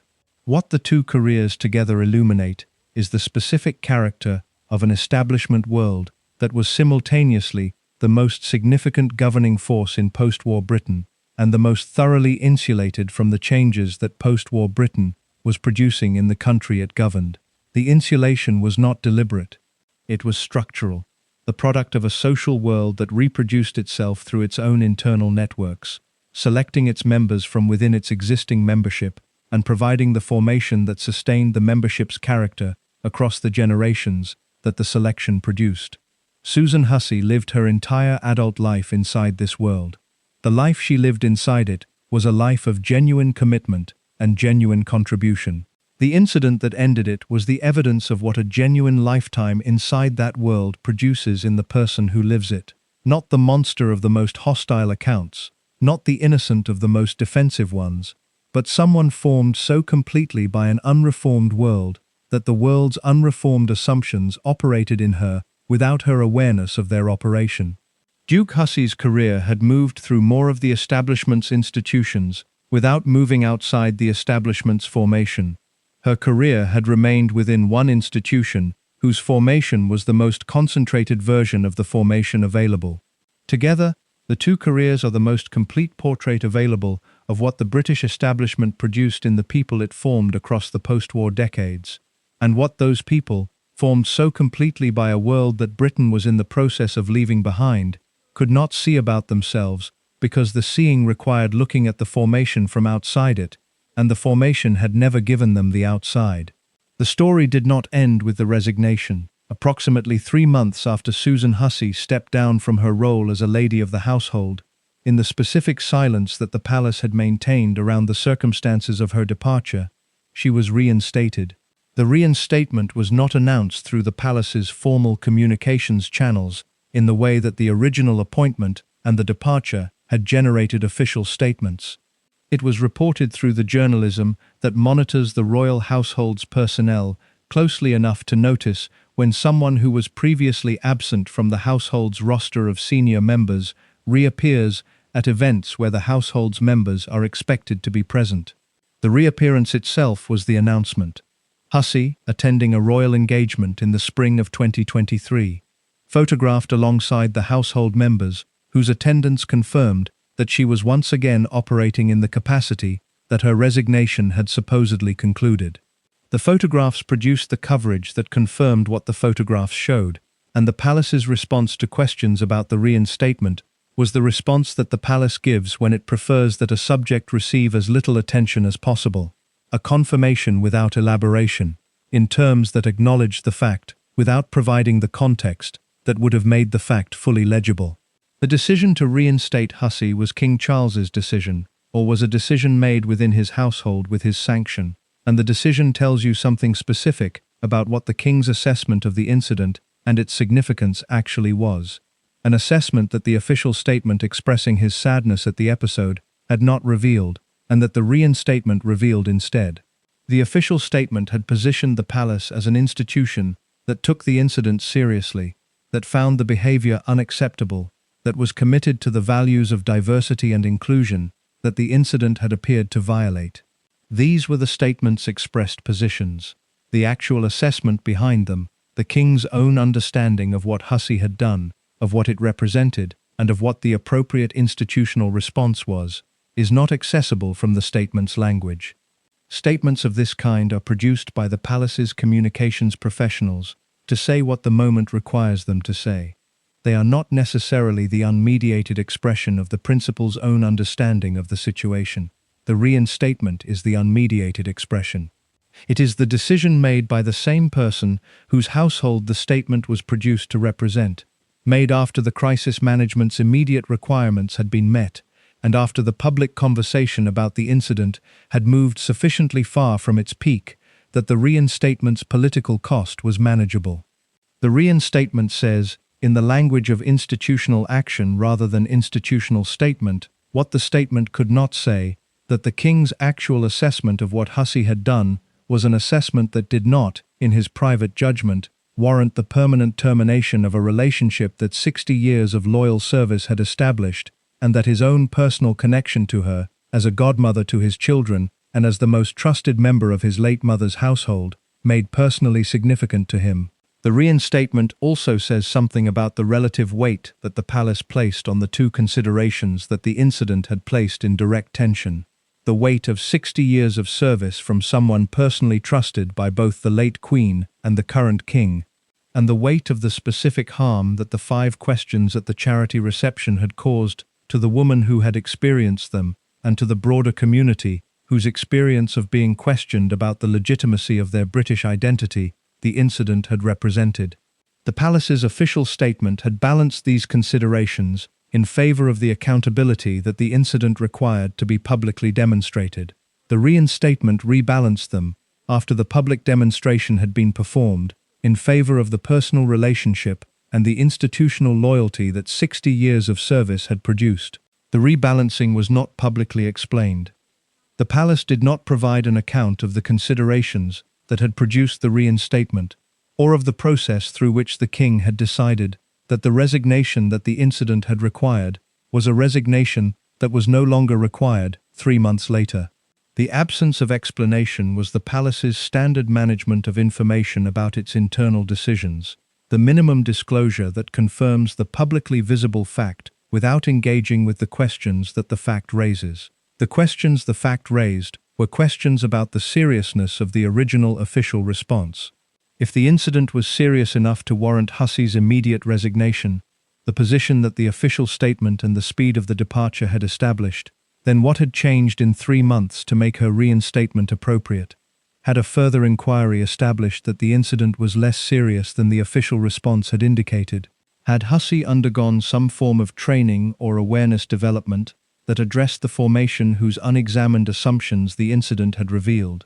Had the specific harm that the incident had caused to Ngozi Fulani been addressed in a way that made Hussey's return to the household appropriate, despite the harm? None of these questions produced a public answer, because the palace produced no account of the reinstatement that would have made answering them necessary. The reinstatement was confirmed. The reasons were not explained. The people who wanted the reasons had to construct them from the available evidence, and the most straightforward available construction was the one that the timeline supported: that the reinstatement reflected the king's personal assessment that the official response had been calibrated to the political requirements of the moment rather than to his private judgment of what the situation warranted, and that the political requirements having been met, the private judgment could now shape the decision. Ngozi Fulani's response to the reinstatement was the response of someone who had been told that her account of her experience had been taken seriously and whose subsequent observation of the institution's actual behavior suggested a more complicated picture. She spoke about the reinstatement publicly, expressing concern about what it communicated to the people whose experiences the incident had represented, the Black British people, for whom the 5 questions at the palace reception were a recognizable experience rather than an extraordinary one, and for whom the institutional response to the incident's public documentation had been the clearest available signal of whether the institution was prepared to take the experience seriously. The reinstatement's signal was not the signal that the official statement had sent. The official statement had communicated that the experience was taken seriously and that the behavior responsible for it would not be accommodated within the institution's household. The reinstatement communicated that the accommodation of that behavior was, on reflection, less incompatible with the household's ongoing operation than the official statement had suggested. The tension between the two communications is the tension that the palace's management of the incident produced and left unresolved. The tension between the stated commitment to the values the incident had appeared to violate and the actual decision about the person whose conduct had violated them. The tension is visible to anyone who holds both the statement and the reinstatement in view simultaneously, and the visibility of the tension is the specific discomfort that the palace's management of the incident failed to resolve by managing only the statement's side of it. William's position on the reinstatement has not been publicly established in any form that would allow confident characterization. His godmother relationship to Hussey, established at his birth and maintained across the 4 decades since, gave him a personal stake in the situation that was different in character from the institutional stake that the palace's public positioning represented. He had grown up knowing her in the specific way that children know the adults their parents have designated as significant in their lives, a familiarity built on the specific occasions of the relationship rather than on the daily proximity that Mabel Anderson's nursery years had produced, but genuine in its own form. Harry's position was established in his memoir. He described the incident as consistent with the broader pattern he had documented and as one whose handling by the palace confirmed the gap between the stated commitments and the actual institutional responses that his own experience had revealed. The memoir's description of the incident preceded the reinstatement, which had occurred after the book's publication, but the description's characterization of the institutional pattern provides the framework within which the reinstatement's significance is most clearly visible. The return of Susan Hussey to the household she had served for 60 years was, from the institution's internal perspective, the restoration of a significant relationship that the requirements of crisis management had temporarily suspended. The suspension had served the institutional purpose of demonstrating seriousness. The restoration served the institutional purpose of maintaining the relationship with a trusted member whose personal connection to the king made the permanent termination of the professional relationship more costly than the political management of the restoration. Both the suspension and the restoration were institutional decisions made on institutional grounds. Neither was principally a decision about what Susan Hussey's conduct had meant or what it had revealed about the formation that had produced it. The formation was not the subject of either decision. The crisis management required the suspension. The personal relationship warranted the restoration. The formation continued. The people who had hoped that the incident might produce the structural examination that the crisis management approach had consistently prevented from producing, found in the reinstatement the confirmation that the examination was not coming, that the palace's management of the incident had been exactly what crisis management always is, a response to the immediate political requirements of a public moment rather than an engagement with the institutional character that the moment had revealed. Hussey resumed her duties. The household resumed its operations. The social world that had formed her and the mechanism that had selected her continued to produce the composition of the institution's intimate positions in the same way that both had always produced it, drawing from the same pool, providing the same formation, encountering the same changed Britain that the formation was still not equipped to engage with, in the instinctive ways that the unguarded moments reveal. The next unguarded moment has not yet arrived at the level of public visibility that the November 2022 reception produced. The conditions that will produce it are still in place. The mechanism is still operating. The formation it provides is still the formation it has always provided. The palace returned Hussey to the household. The household returned to its operations. The question that the incident had raised, the question that the crisis management had most efficiently archived, returned with her. The coverage of the November 2022 incident has overwhelmingly focused on Susan Hussey, on her formation, her assumptions, the 5 questions, the resignation, the reinstatement. This focus is understandable and is not without justification. Hussey's conduct and its institutional significance are the dimensions of the incident that illuminate the most about the royal household and its relationship to the changed Britain it serves. But the focus has produced a secondary distortion in the coverage, the reduction of Ngozi Fulani to the role of incident's occasion rather than incident's subject, the treatment of her as the person to whom something happened, rather than as a person whose own story and whose own reasons for being in that room illuminate dimensions of the incident that the focus on Hussey has not examined. Fulani founded Sistah Space in 2015 in response to a specific gap she had identified in the existing infrastructure for supporting domestic abuse survivors. The gap was not hypothetical. It was the gap that her own observation of the African and Caribbean heritage women in the communities she was working in had identified as real, persistent, and inadequately addressed by the mainstream domestic violence support services that had been designed primarily with a different cultural context in mind. The mainstream domestic violence services that existed before Sistah Space and that continued to exist alongside it were services designed with genuine care and genuine commitment by people who understood the experience of domestic abuse and who had developed over decades the specific expertise that effective support requires. They were also services designed by people whose own cultural formation had produced a default understanding of domestic abuse's context that was not culturally neutral, that assumed a certain kind of family structure, a certain relationship to statutory authorities, a certain understanding of community and personal boundaries that mapped onto the experience of white British women more naturally than onto the experience of women whose cultural formation had produced a different relationship to all of these things. African and Caribbean heritage women seeking support for domestic abuse were not simply women with the same experience as the mainstream service's primary client group who happened to have different skin colors. They were women whose relationship to the abuse they had experienced was shaped by specific cultural contexts. The specific ways that family honor and community reputation are understood in African and Caribbean heritage communities. The specific relationships to police and statutory authorities that the community's experiences of those institutions had produced. The specific forms that economic dependency takes in communities whose relationship to the British financial system carries its own specific historical weight, and the specific ways that the intersection of domestic abuse and cultural identity produces shame and silence in forms that the mainstream services' support frameworks were not always equipped to address.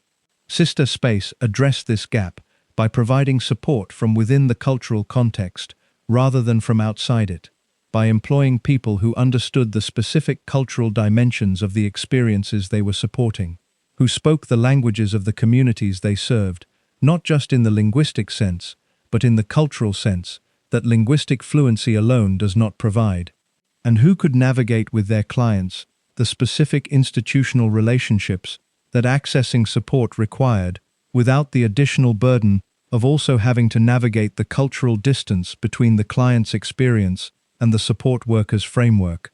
The organization's work was, by the accounts of the people who had engaged with it across the years between its founding and the November 2022 reception, genuinely effective in reaching and supporting women who had not been adequately served by the existing provision.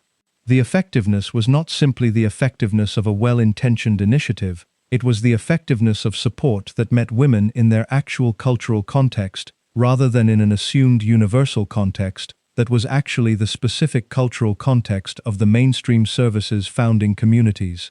Fulani brought this work to the palace reception.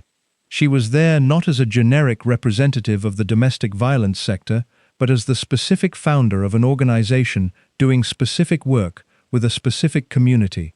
The community whose cultural heritage and British experience the 5 questions she received implicitly denied the legitimacy of.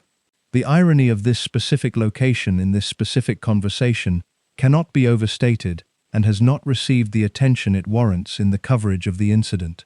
The palace had invited Sistah Space to the reception precisely because the organization's work with African and Caribbean heritage women represented the kind of community-embedded, culturally specific support that the new reign's charitable engagement was designed to recognize and to signal recognition of. The invitation was an acknowledgement that women from these communities have specific experiences of domestic abuse that mainstream services have not always adequately addressed, and that organizations specifically serving these communities are doing work whose value the palace wanted to publicly associate itself with. The invitation was, in other words, a statement about the legitimacy of the specific cultural heritage and the specific British experience of the African and Caribbean heritage women that Sistah Space served. The palace had decided, through the invitation, that this community's experience was significant enough to warrant its formal attention at a Buckingham Palace reception. The woman who was sent to manage the social dimensions of that reception then asked the founder of the invited organization 5 times where she was really from, producing the specific experience of having the legitimacy of her British identity questioned by the very institution that had just formally acknowledged it. The collision between the palace's formal acknowledgement and its informal assumption is the most precisely ironic dimension of the incident, and it is the dimension that the focus on Hussey's formation has most consistently prevented from receiving adequate attention. The palace had made a formal statement about the legitimate presence of African and Caribbean heritage people in Britain's social and civic life through the invitation. A member of the palace's household had made an informal statement about the incomplete legitimacy of that presence through the 5 questions. Both statements were made in the same building on the same afternoon. Fulani's decision to post the account on social media the following morning was a decision whose significance went beyond the specific incident it documented. It was the decision to make visible the collision between the 2 statements, to hold the formal acknowledgement and the informal assumption in the same frame, and to allow the audience that received the frame to understand what the collision between them revealed about the institution that had produced both. The response that the posting generated was the response it generated because the collision it revealed was recognizable.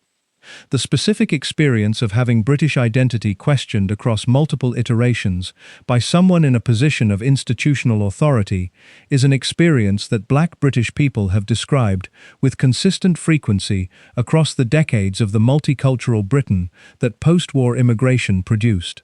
The November 2022 incident was not novel. It was a specific, publicly documented instance of an experience that had been occurring in less publicly visible forms in less institutional locations for decades. Its location inside Buckingham Palace at a formal royal event made it newsworthy in a way that the same experience occurring in a workplace or a neighborhood or a casual social encounter would not have been. The location was the specific dimension of the incident that made it a story about an institution rather than a story about an individual, that required the coverage and the public conversation to engage with what the institution was, how it had produced the person whose instincts had produced the questions, and what the collision between its formal commitments and its informal assumptions revealed about the gap between those 2 things. Fulani's organizational work makes the collision more rather than less visible, because the work is precisely the work of recognizing the specific experiences of a community whose full belonging in Britain the 5 questions had implicitly questioned. She was not simply a private individual who had been asked an offensive question. She was the founder of an organization whose entire purpose is the recognition and the support of women from communities that the British mainstream has historically failed to fully accommodate, who had been invited to a royal reception as the representative of that work and that purpose, and who had been received by the institution's representative with exactly the failure of accommodation that her organization's work exists to address. The specificity of this, the precise correspondence between what Sistah Space was invited to represent and what the 5 questions expressed, is the most significant single dimension of the November 2022 incident that the coverage has not adequately addressed. It is the dimension that reveals the incident not as a regrettable anomaly, but as a precise expression of the gap between the institution's formal engagements with diversity and its informal embodiment of it, a gap whose precision was produced by the specific combination of the invitation's intent and the household member's instinct. Fulani's public account of the meeting with Hussey that followed the palace's formal management of the crisis described a woman who had expressed genuine remorse and who had come to the meeting prepared to understand what the experience had meant for the person who had experienced it. The account was not a dismissal of the remorse or a denial of its genuineness. It was an account of a specific human encounter between 2 women whose experiences of Britain had been formed in entirely different worlds, the world of the aristocratic establishment and the world of the African and Caribbean heritage community whose women's Sistah Space existed to serve, and whose encounter at a palace reception had expressed, in a few minutes, the specific character of the distance between those worlds. Fulani's subsequent public engagement with the broader questions the incident raised has been consistent with her organizational work in its central concern, the concern with the structural rather than the individual dimensions of the experiences that the women her organization serves encounter. She has not pursued the question of Hussey's individual culpability beyond the personal apology that the meeting produced and that she accepted. She has continued to raise the structural questions, the questions about what produced the assumptions the questions expressed, and what the institution was prepared to do about what produced them. The structural questions remain unanswered. They are the questions that cannot be answered through the management of the individual incident. They require the examination of the mechanism that produced the individual's formation and the examination requires the willingness to look at what the mechanism is and what it produces, that the crisis management approach is specifically designed not to require. Ngozi Fulani is still asking the questions. The palace is still managing them. The managing and the asking have been running in parallel since December 2022. They will continue to run in parallel for as long as the institution prefers the managing to the examination that the asking requires. Charles III became king on the 8th of September 2022, approximately 11 weeks before the Hussey incident. The timing is not coincidental in any causal sense. Hussey's appointment to his household preceded the specific occasion that produced the incident by several months, and the appointment's connection to the accession is the connection of a new reign making its household appointments rather than anything more direct. But the timing is significant in the analytical sense, because the incident arrived at precisely the moment when the new reign's relationship to the questions of diversity and institutional change that the Sussex controversy had placed at the centre of the public conversation about the monarchy was most acutely being assessed. Charles had been the Prince of Wales for 70 years before becoming king, longer than any heir in British history, a waiting period whose duration had given him an unusual amount of time to develop the specific understanding of what the monarchy needed to become that would inform the reign he eventually led. The time had also given him an unusual amount of time to develop publicly stated positions on a range of social and environmental issues that the previous reign's stricter interpretation of constitutional propriety had constrained, and the public positions he had developed included positions on race and diversity that were more explicitly articulated than anything the late Queen had said publicly on the same subjects. He had spoken about the importance of diversity. He had engaged with initiatives designed to broaden the palace's workforce and the charitable sector's reach into communities that the establishment had historically underserved. He had, through the Prince's Trust and through his various other charitable activities, developed relationships with communities and individuals whose backgrounds were considerably more diverse than the aristocratic pool from which the palace's intimate household continued to draw. The gap between these public positions and the appointment of Susan Hussey to the senior household position she occupied at the November 2022 reception is the gap that the incident most directly revealed. The appointment was made by the same king whose public positions on diversity were more explicitly stated than his mother's had been. The appointment was made through the same informal mechanism that had produced the palace's intimate household composition across the 62 years of the previous reign. The mechanism had not been revised by the positions. The positions had not penetrated the mechanism.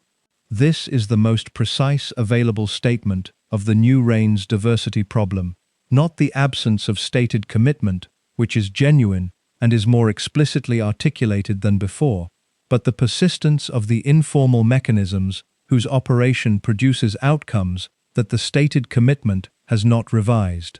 The mechanisms are informal enough that revising them requires a different kind of institutional attention than the attention that produces public statements and charitable initiatives.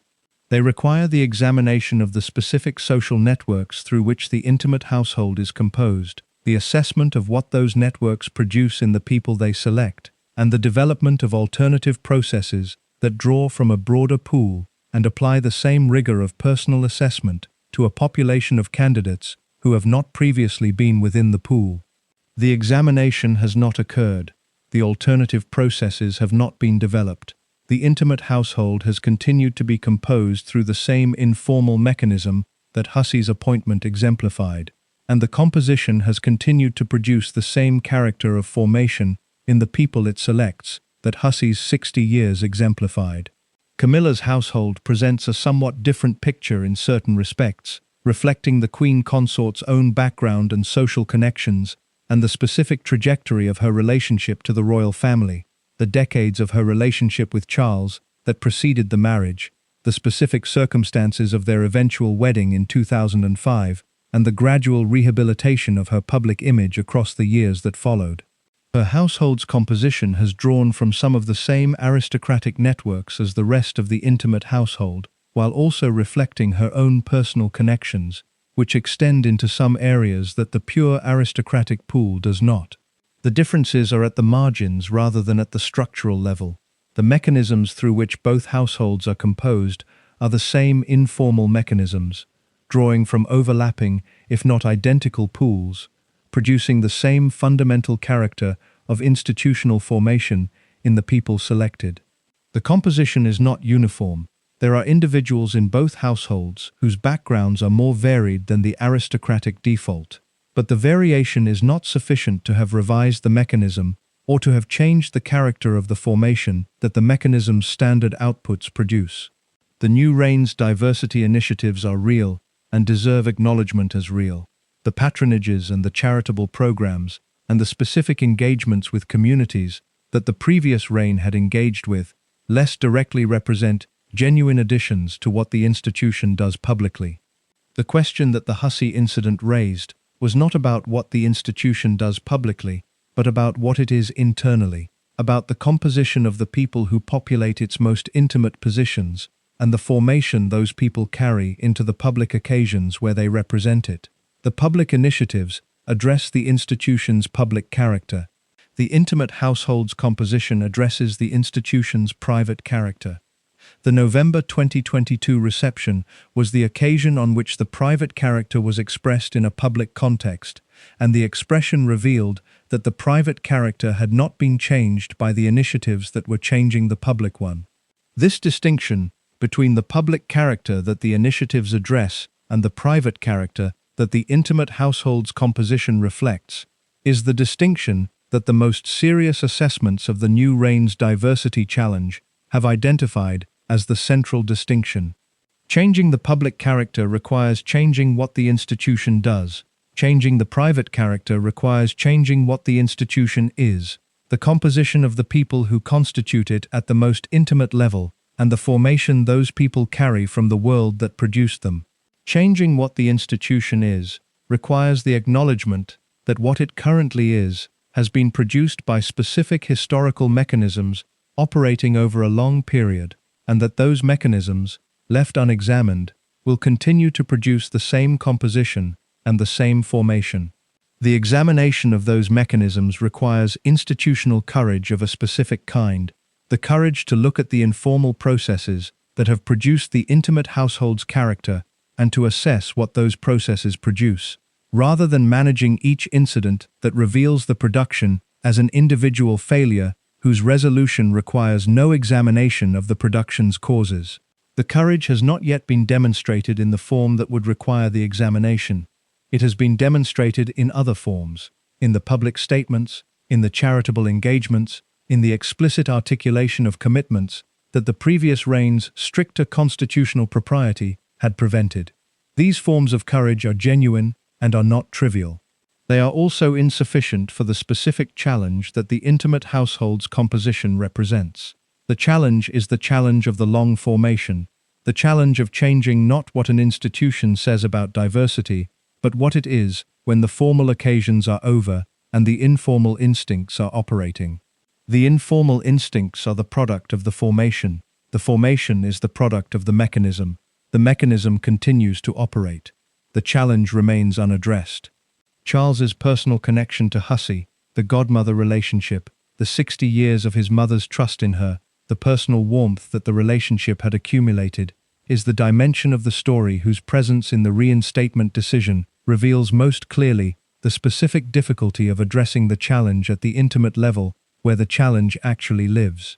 The intimate household's composition is intimate in both senses, intimate in the sense of being close to the sovereign's private world, and intimate in the sense of being bound up with the personal relationships and personal loyalties that the sovereign's private world is made of. Changing the intimate household's composition requires the sovereign to engage with the same informal personal relationships and personal loyalties through which it has always been composed, and to apply to those relationships and loyalties a different set of considerations than the ones the informal mechanism has always applied. It requires the sovereign to look at the people who have been closest to them personally, and to assess those people against criteria that the personal relationships have never previously required to be assessed against. This is extraordinarily difficult. It is difficult in the way that asking anyone to apply external criteria to their most intimate personal relationships is difficult, because the intimate relationships carry their own logic, their own history, their own weight of mutual knowledge and mutual trust that makes the application of external criteria feel like a violation of the relationship's specific character. The reinstatement of Hussey 3 months after the resignation reflects this difficulty operating at the highest available level. Charles looked at the formal requirements of the crisis management and the personal relationship with his godmother and the weight of 60 years of his late mother's trust in her, and he decided that the personal relationship's weight outweighed the formal requirements once the formal requirements had been met in their most immediate form. The decision was human. The decision was understandable. The decision was also the decision that tells you most precisely where the new reign's diversity challenge actually lives, in the intimate personal relationships of an institution whose intimate character has been formed by the same social world across the entirety of its modern history, and whose reformation at the intimate level requires the people at its center to apply to their most personal relationships the criteria that no personal relationship naturally accommodates. The new reign is young, the challenge is old. The gap between what the public statements commit to and what the intimate household reflects continues to produce the incidents that demonstrate its persistence. The incidents are managed. The gap remains. 5 questions. The accounting of what those 5 questions cost requires more than the immediate calculation of a resignation and a reinstatement. It requires holding in view the full range of what the questions touched and what the touching revealed, across the multiple dimensions that the incident's significance occupies and that the crisis management approach was designed to prevent from being examined simultaneously. The first cost was Ngozi Fulani's. She attended a palace reception in a professional capacity, representing an organization that serves women who have experienced some of the most acute personal harm that one person can cause to another, and she was asked 5 times to provide an account of her origins that the person asking found more satisfying than the account of her British identity that she actually gave. The experience of this, the specific quality of being asked where you are really from in a formal institutional setting by a person representing an institution that has just formally acknowledged the legitimacy of your presence, carries its own specific harm that is not reducible to the inconvenience of an uncomfortable conversation. The harm is the harm of having the legitimacy of one's presence in a space formally extended and informally withdrawn within the same afternoon. The formal extension, the invitation, had communicated that Fulani's presence and the work she represented were valued and welcomed. The informal withdrawal, the 5 questions, communicated that the valuing and the welcoming operated at the institutional level of formal decisions without having penetrated to the instinctive level of informal encounters. The gap between those 2 levels is exactly the gap that the experiences of Black British people in formal institutional settings have consistently described, and its expression at Buckingham Palace in November 2022 was not a new experience in a new setting, but a familiar experience in an unfamiliar one. Fulani has spoken about the aftermath with a specificity that the coverage's focus on the institutional dimensions has sometimes obscured. She described the experience of having to manage, in the days following the social media post, not only the public response to the account she had given, but the specific consequences of having become the public face of an incident that had placed her at the center of a media storm she had not anticipated when she posted the account. The post had been an act of documentation, the decision of someone who had experienced something and had concluded that the experience warranted recording rather than a calculated media strategy, and the scale of the response had placed demands on her and on Sistah Space that the small organization's resources were not built to accommodate. The organization's work, the daily work of supporting women in crisis, had to continue while the media storm was at its height. Fulani was managing the media's requirements and the support work's requirements simultaneously, in the specific situation of a founder of a small charitable organization who has unexpectedly become a public figure in a major news story, and who does not have the communications infrastructure that navigating that situation professionally requires. The experience of the aftermath is a cost of the incident that the coverage has not adequately accounted for, because the coverage's interest in the incident as a story about the palace did not extend to the sustained attention to what the incident's becoming a story had meant for the person who was at its center, and who had not chosen to be at the center of a major news story, but had chosen to document an experience, and had found that the documentation produced a media consequence that the documentation itself had not been calculated to produce. The second cost was Susan Hussey's own. This requires statement in the context of a full account that does not allow either the instinctive sympathy for a woman of 83 who was publicly shamed at the end of a 60-year career, or the instinctive dismissal of the cost as inadequate relative to the harm caused to displace the honest assessment of what the incident's consequences actually were for her. She was 83 years old when the incident occurred. She had been in royal service since 1960. Her public reputation, which across the 62 years of her service had been the reputation of devoted loyalty and impeccable discretion that the palace had maintained around its most trusted senior household members, was transformed overnight into the reputation of the woman who had asked the 5 questions at the charity reception. The transformation was permanent, not in the sense that every subsequent mention of her name would be accompanied by the incident, which time's passage inevitably reduces, but in the sense that the incident had joined the public record as the event most prominently associated with her name and would remain so. The resignation at 83, after 62 years of service, following an incident that the resignation's official framing described as her own decision. This is a specific kind of ending whose specific cost the formal language of managed institutional departures does not capture. She had given the entirety of her adult life to the institution. The institution had required the sacrifice of her public position in response to an incident that the institution's own formation had produced in her. The cost is real, without the reality of the cost providing any mitigation of the harm her conduct caused. Both things are true simultaneously, and the honest account holds them simultaneously without the sentimentality that resolves the tension by deciding that one costs more than the other and therefore requires the other to be diminished. The third cost was the monarchy's. The incident's coverage placed the question of the royal household's relationship to race at the front of the public conversation about the new reign at its most vulnerable political moment, the first months after the accession, when the new reign was establishing its character and its relationship to the public that would determine its political sustainability across the decades ahead.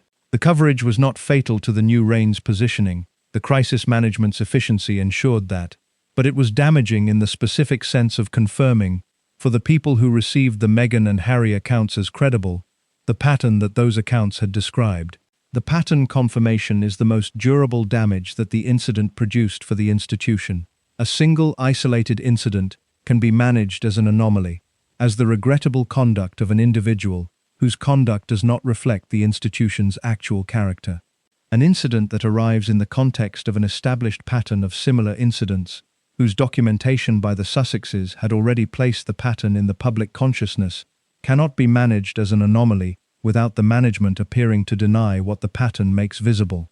The palace's crisis management was skillful enough to avoid the explicit denial. It was not skillful enough to prevent the incident from reinforcing the pattern in the public understanding in ways that the official statement's commitment to diversity values could not undo.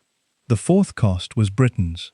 This sounds grandiose in the way that claims about the national significance of individual incidents always risk sounding grandiose. But the specific character of this incident's national significance is not grandiose in the way that the claim of national significance usually is. The incident revealed, at the most publicly visible available location, the specific character of the gap between the formal account of Britain as a diverse and inclusive society and the informal reality of the institutions that constitute that society's governing culture. The gap is not a secret. It has been documented by the people who experience it with sufficient consistency that anyone who has been paying attention knows it exists. The November 2022 incident made it visible at Buckingham Palace, which is the location whose symbolic significance makes the visibility at that location more powerful than the same visibility at a less symbolically significant location would have been. The palace is not simply an administrative building or a historical monument. It is the symbolic center of the British state, the location whose image on a postcard communicates Britain to the world in the most compressed available form. What happens inside its walls carries a symbolic weight that what happens inside other institutions' walls does not carry. When an assumption about the incomplete legitimacy of Black British identity operates at Buckingham Palace, in the hands of someone representing the Crown, the operation of the assumption does not simply reflect on the individual or the institution. It reflects on the society whose symbolic center the institution represents. The reflection is uncomfortable. It was intended to be uncomfortable by Fulani's decision to document and to share, because the discomfort is the mechanism through which the visibility of the gap produces the pressure that the visibility exists to produce. The pressure has not yet produced the structural examination of the mechanisms that the gap's persistence reflects. The examination has been deferred by the crisis management in favor of the management of the immediate incident whose visibility created the pressure. The deferral has a specific cost. Every deferral of the structural examination is a deferral of the change that the examination would require, a continuation of the mechanism that produces the composition and the formation that the incidents reveal, and therefore a production of the conditions for the next incident rather than a prevention of it. Susan Hussey returned to the household. The mechanism continues. The formation it produces continues to inhabit the intimate positions of an institution, whose public statements commit it to values that the formation does not embody at the instinctive level, where the unguarded moments reveal what the formation actually contains. The monarchy has survived greater crises than the November 2022 incident. Its survival skills are formidable, its crisis management apparatus is sophisticated, and its capacity to absorb significant public damage without the absorption requiring the structural change that addressing the damage at its source would produce is among the most impressive institutional capabilities available for study in contemporary British life. The capability is not the same as the solution. The monarchy's capacity to survive the consequences of the gap without closing the gap is the capability that ensures the gap's persistence. The gap's persistence ensures the incident's recurrence. The incident's recurrence tests the survival capability. The cycle has been running for the entirety of the multicultural Britain that the post-war decades produced, the Britain that the monarchy's intimate household has not reflected, and the Britain that Ngozi Fulani walked into Buckingham Palace to represent. She walked in representing that Britain. She was asked 5 times where she was really from. She left. She posted the account. The account produced the cycle's latest iteration. The cycle continues. The monarchy will survive it. The question that the survival cannot answer is whether the surviving is sufficient, whether an institution that survives the gap's consequences without closing the gap has met the obligation that heading a diverse Britain imposes on the institution that heads it, or whether survival and adequacy are, in this specific dimension of the institution's relationship to the society it represents, genuinely different things. Susan Hussey lived her entire adult life inside an institution that has not yet decided that they are different things. The 5 questions at the November 2022 reception were the product of that undecided question, operating at the instinctive level of a woman, formed by 60 years of the institution's specific answer to it. The answer has not changed. The institution has survived. The question is still being asked. The royal household at any given moment contains multiple ladies-in-waiting, women of the bedchamber, and associated household members, whose collective presence at royal engagements means that Hussey was not the only person at the November 2022 reception in a capacity that placed her as a household representative. The household functions as a collective. The ladies rotate through engagements on a schedule that means the specific person present at any given event is not always the same person, but the role they perform is understood as a role of the household rather than of the individual, and the conduct that the role produces is understood as the household's conduct rather than the individual's personal behavior. There were other people in the room during the exchange between Hussey and Ngozi Fulani. The reception was not a private meeting. It was a formal event attended by multiple organizations and multiple palace household members whose collective presence constituted the event's social management operation. The specific people who were present in the immediate vicinity of the exchange, who may have heard the questions being asked and the answers being given, who may have observed the physical gesture of moving Fulani's hair aside to read the name badge, are not identified in any account of the incident that has reached the public record. Their silence is the first thing to note about them. In the period between the incident's occurrence and Fulani's social media post the following morning, none of the other people who were present at the reception contacted Fulani to acknowledge what they had witnessed. In the period following the post's publication and the story's development into a major news story, none of the other palace household members who were present at the event gave any public account of what they had seen or heard. The silence was complete, and, from what can be established from the public record, it was maintained without any exception. The silence is not surprising. It is the silence that the palace's culture of discretion produces in the people it forms, the silence that William Talon maintained for 51 years, that Mabel Anderson maintained across the nursery years and beyond them, that the long-serving members of the royal household have always maintained about the private operations of the institution they serve. The culture of discretion is one of the palace's most deeply embedded institutional values, and its embedding across generations of household members has produced the specific instinct, not simply the professional obligation, but the genuine instinct, to not speak about what you observe within the household's operations to anyone outside them. The instinct is powerful enough to have maintained the silence of people who witnessed an incident whose significance, once it became a major public story, would have been obvious even to those whose institutional loyalty might otherwise have prevented them from engaging with its implications. The people who were in that room knew, once Fulani's account was public, that they had witnessed what she was describing. They did not speak. The silence of people who were present for the exchange but not its subjects tells you something about what the discretion culture does to people's capacity for intervention in the moments when intervention might be the appropriate response. If a household member present at the November 2022 reception had heard the 5 questions being asked and had understood, in the moment, that the questions were causing harm, the appropriate response would have been to intervene, to redirect the conversation, to introduce Fulani to another guest, to perform the social management that the household role is designed to provide in exactly these kinds of situations. The intervention would have required the person performing it to prioritize the well-being of the guest being questioned over the specific social awkwardness of redirecting a colleague's conversation. Whether anyone made this calculation in real time and concluded that the awkwardness of the intervention outweighed the harm being caused, or whether the calculation was not made because the harm was not identified as harm in the moment, is something that only the people who were present can know, and that none of them have said publicly. The absence of any account of attempted intervention, combined with the absence of any account that Fulani's experience of the exchange was interrupted or shortened by a household member's social redirection, suggests that if the calculation was made, it was resolved in favor of not intervening.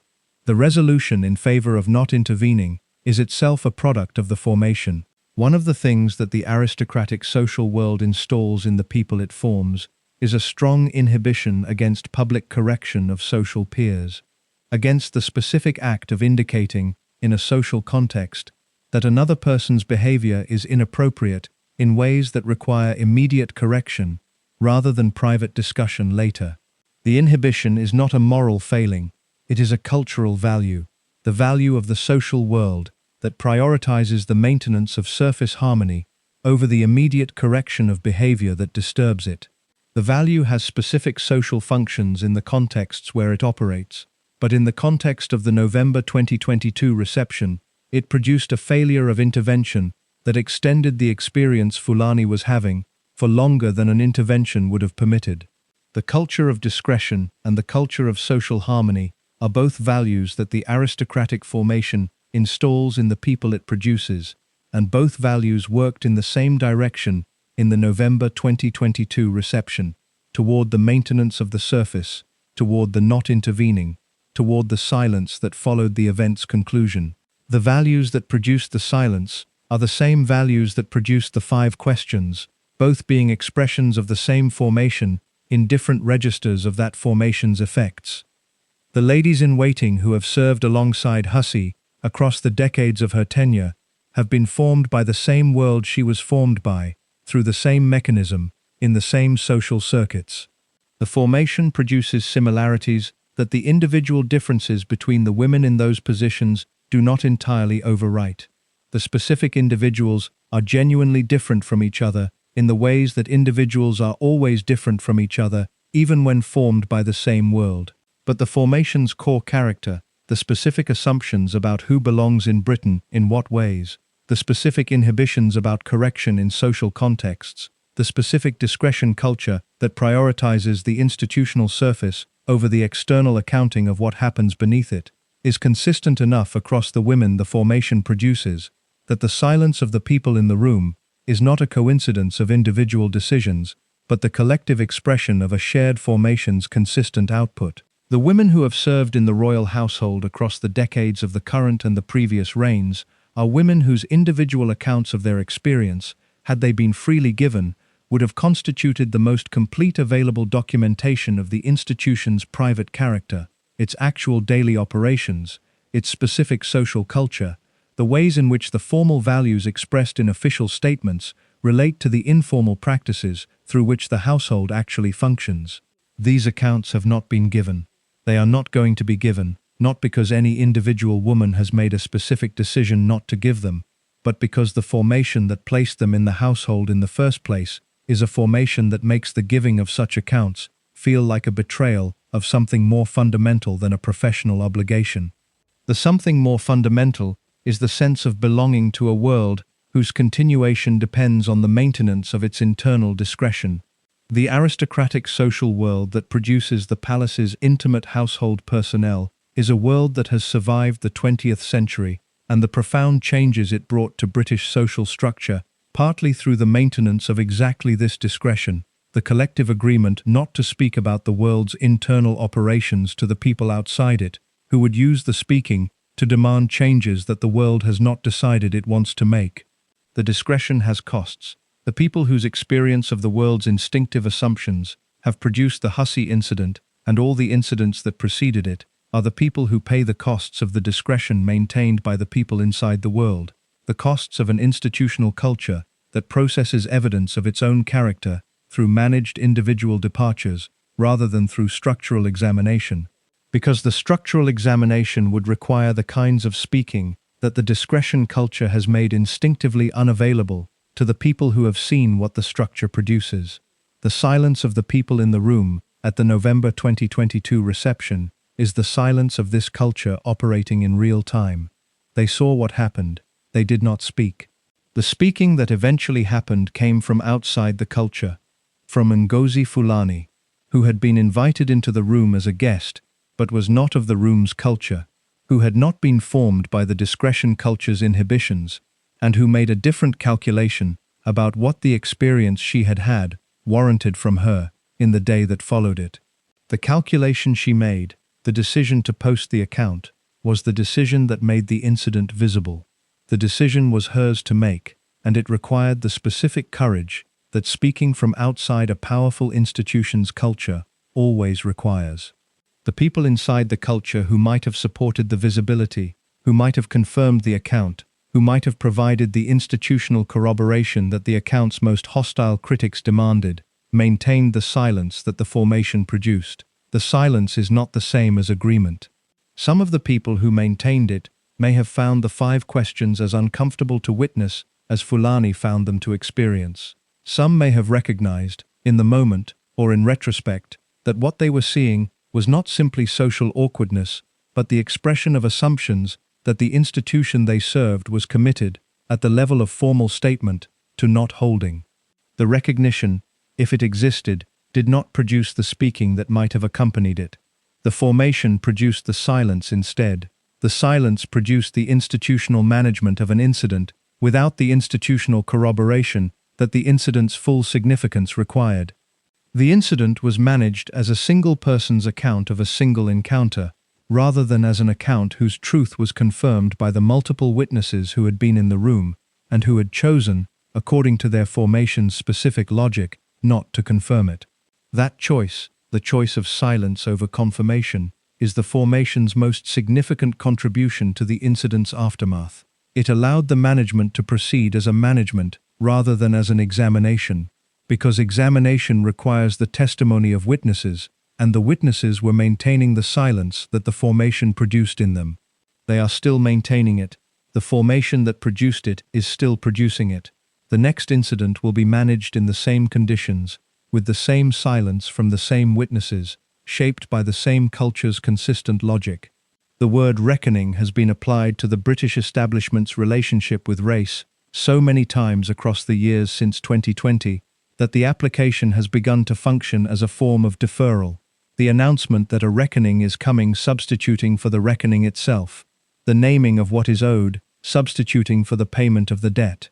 George Floyd's death in Minneapolis in May 2020 produced, in Britain as in America, the specific public moment in which the accumulated weight of the evidence about how institutions treat the people whose racial identity places them outside the assumed default, pressed with sufficient force against the public conscience to generate widespread acknowledgement that something needed to change.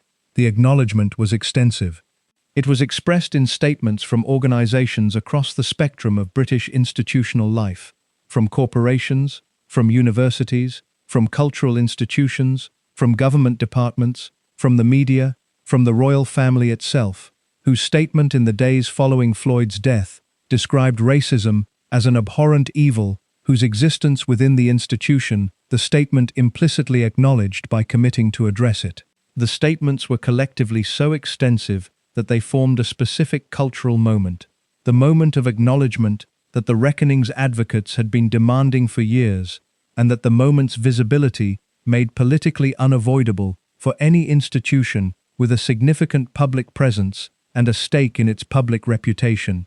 The reckoning did not follow the acknowledgement. This is the most significant fact about the relationship between the 2020 moment and the November 2022 incident, and it is the fact that the coverage of both moments has not examined with the directness that the 3-year distance between them warrants. The acknowledgement produced diversity statements and diversity initiatives and diversity officers and diversity training programs across the British institutional landscape. It did not produce the structural examination of the informal mechanisms through which the institutions composing that landscape continued to compose themselves in ways that the diversity statement's commitments did not require them to change. The absence of structural examination is not accidental. It is the product of the specific form that institutional responses to public pressure about race have historically taken in Britain. Responses that meet the pressure at the level of stated commitment and public-facing initiative without engaging with the informal mechanisms that the pressure was generated to address. The mechanisms are informal enough to resist the pressure that formal accountability produces, because they do not leave the documentary trace that formal mechanisms leave, and because their operation through personal relationships and social networks makes the attribution of their outcomes to any specific decision or any specific decision-maker genuinely difficult.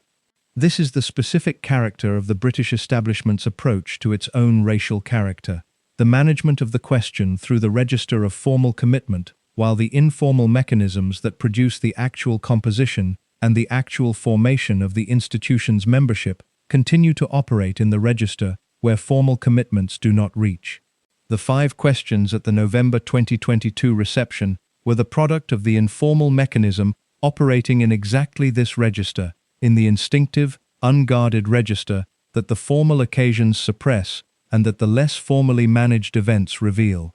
The debt that the 5 questions made visible is a debt that has been accumulating across the entire period of Britain's multicultural development, the period since the Windrush arrivals in 1948, and the decades of immigration that followed them, began producing the diverse Britain that the institutions of the British establishment were not composing themselves to reflect. The accumulation is not abstract. It is the accumulation of specific experiences lived by specific people in specific institutions across specific decades. The experiences of being asked where you are really from in offices and surgeries and schools and courtrooms and now palace receptions across the 70 years since the first ships arrived and the Britain they arrived in began, imperfectly and incompletely, to change. The monarchy is not the only British institution that owes this debt. It is the most symbolically significant British institution that owes it, which is why the 5 questions at Buckingham Palace generated the coverage and the consequences that 5 similar questions asked at a less symbolically significant location would not have generated. The symbol matters because the symbol communicates what the institution holding it believes about who belongs in Britain and who does not, and the 5 questions communicated at the institution whose symbolic significance is the most concentrated available expression of what British identity means, the specific limits of the belonging that the institution's formal statements have committed it to recognizing. The debt requires a payment that the crisis management approach has consistently produced the appearance of while preventing the substance. The appearance of payment is the resignation and the statement and the reinstatement in the management of an individual incident. The substance of payment is the examination of the informal mechanisms through which the institution continues to compose itself and the reformation of those mechanisms in ways that would produce a different composition and a different formation in the people the institution selects for its most intimate positions. The examination would require the institution to produce an honest account of how the intimate household is currently composed, the specific social networks through which appointments are made, the specific criteria applied in the making of them, the specific social world from which the candidates are drawn, and what that world produces in the people drawn from it. The account would not be flattering. It would document the persistence of the aristocratic pipeline across the decades, during which the palace's public statements have committed it to diversity, and it would reveal the gap between what the statements commit to and what the pipeline produces. The reformation would require the development of alternative processes, the active identification of candidates whose backgrounds and formations represent the diversity that the intimate household currently does not reflect, the application of the same rigor of personal assessment to those candidates that the aristocratic pipeline has always applied to its own outputs, and the willingness to extend to those candidates the personal trust that the intimate household's positions require in ways that go beyond the trust that pre-existing social relationships make available. The trust extension is the hardest part. The intimate household's composition has always been determined by the personal trust of the people at its center. The sovereign's trust in the individuals selected, extended through the social networks that the sovereign inhabits, to people whose family connections and personal histories are known through those networks in ways that make the trust feel grounded in genuine knowledge rather than in arbitrary selection. Extending the same trust to people outside those networks requires the willingness to build the knowledge through alternative mechanisms and to treat the knowledge so built as equivalent to the knowledge the networks produce. No institution does this easily or naturally. The preference for the known over the unknown in the selection of people for positions of intimate trust is not a racial preference. It is a human preference, operating in every domain where trust is the selection criterion. What makes it a racial problem in the palace's specific context is that the networks through which the known is known are networks whose composition has been racially homogeneous across the entire period of Britain's multicultural development, producing a known that is racially homogeneous and an unknown that includes the entire population of Black and Asian and minority ethnic people in Britain, whose absence from the networks has made them unknown to the people doing the selecting. The reformation requires the extension of the known into the unknown, the active development of the social knowledge that the alternative networks would provide, the deliberate cultivation of the relationships through which the trust that intimate positions require can be extended to people whose backgrounds are different from the aristocratic default. This is slow and difficult and requires sustained institutional attention that the management of individual incidents does not produce and the stated diversity commitments have not required. Susan Hussey spent 60 years in a household that has not yet decided to do this work. The 60 years she spent inside it produced the formation whose instinctive expression at the November 2022 reception revealed what 6 decades without the work produces. The revelation was uncomfortable, the discomfort was managed, the work remains undone. The work that remains undone is the work that every accountability moment since 2020 has been a call to begin.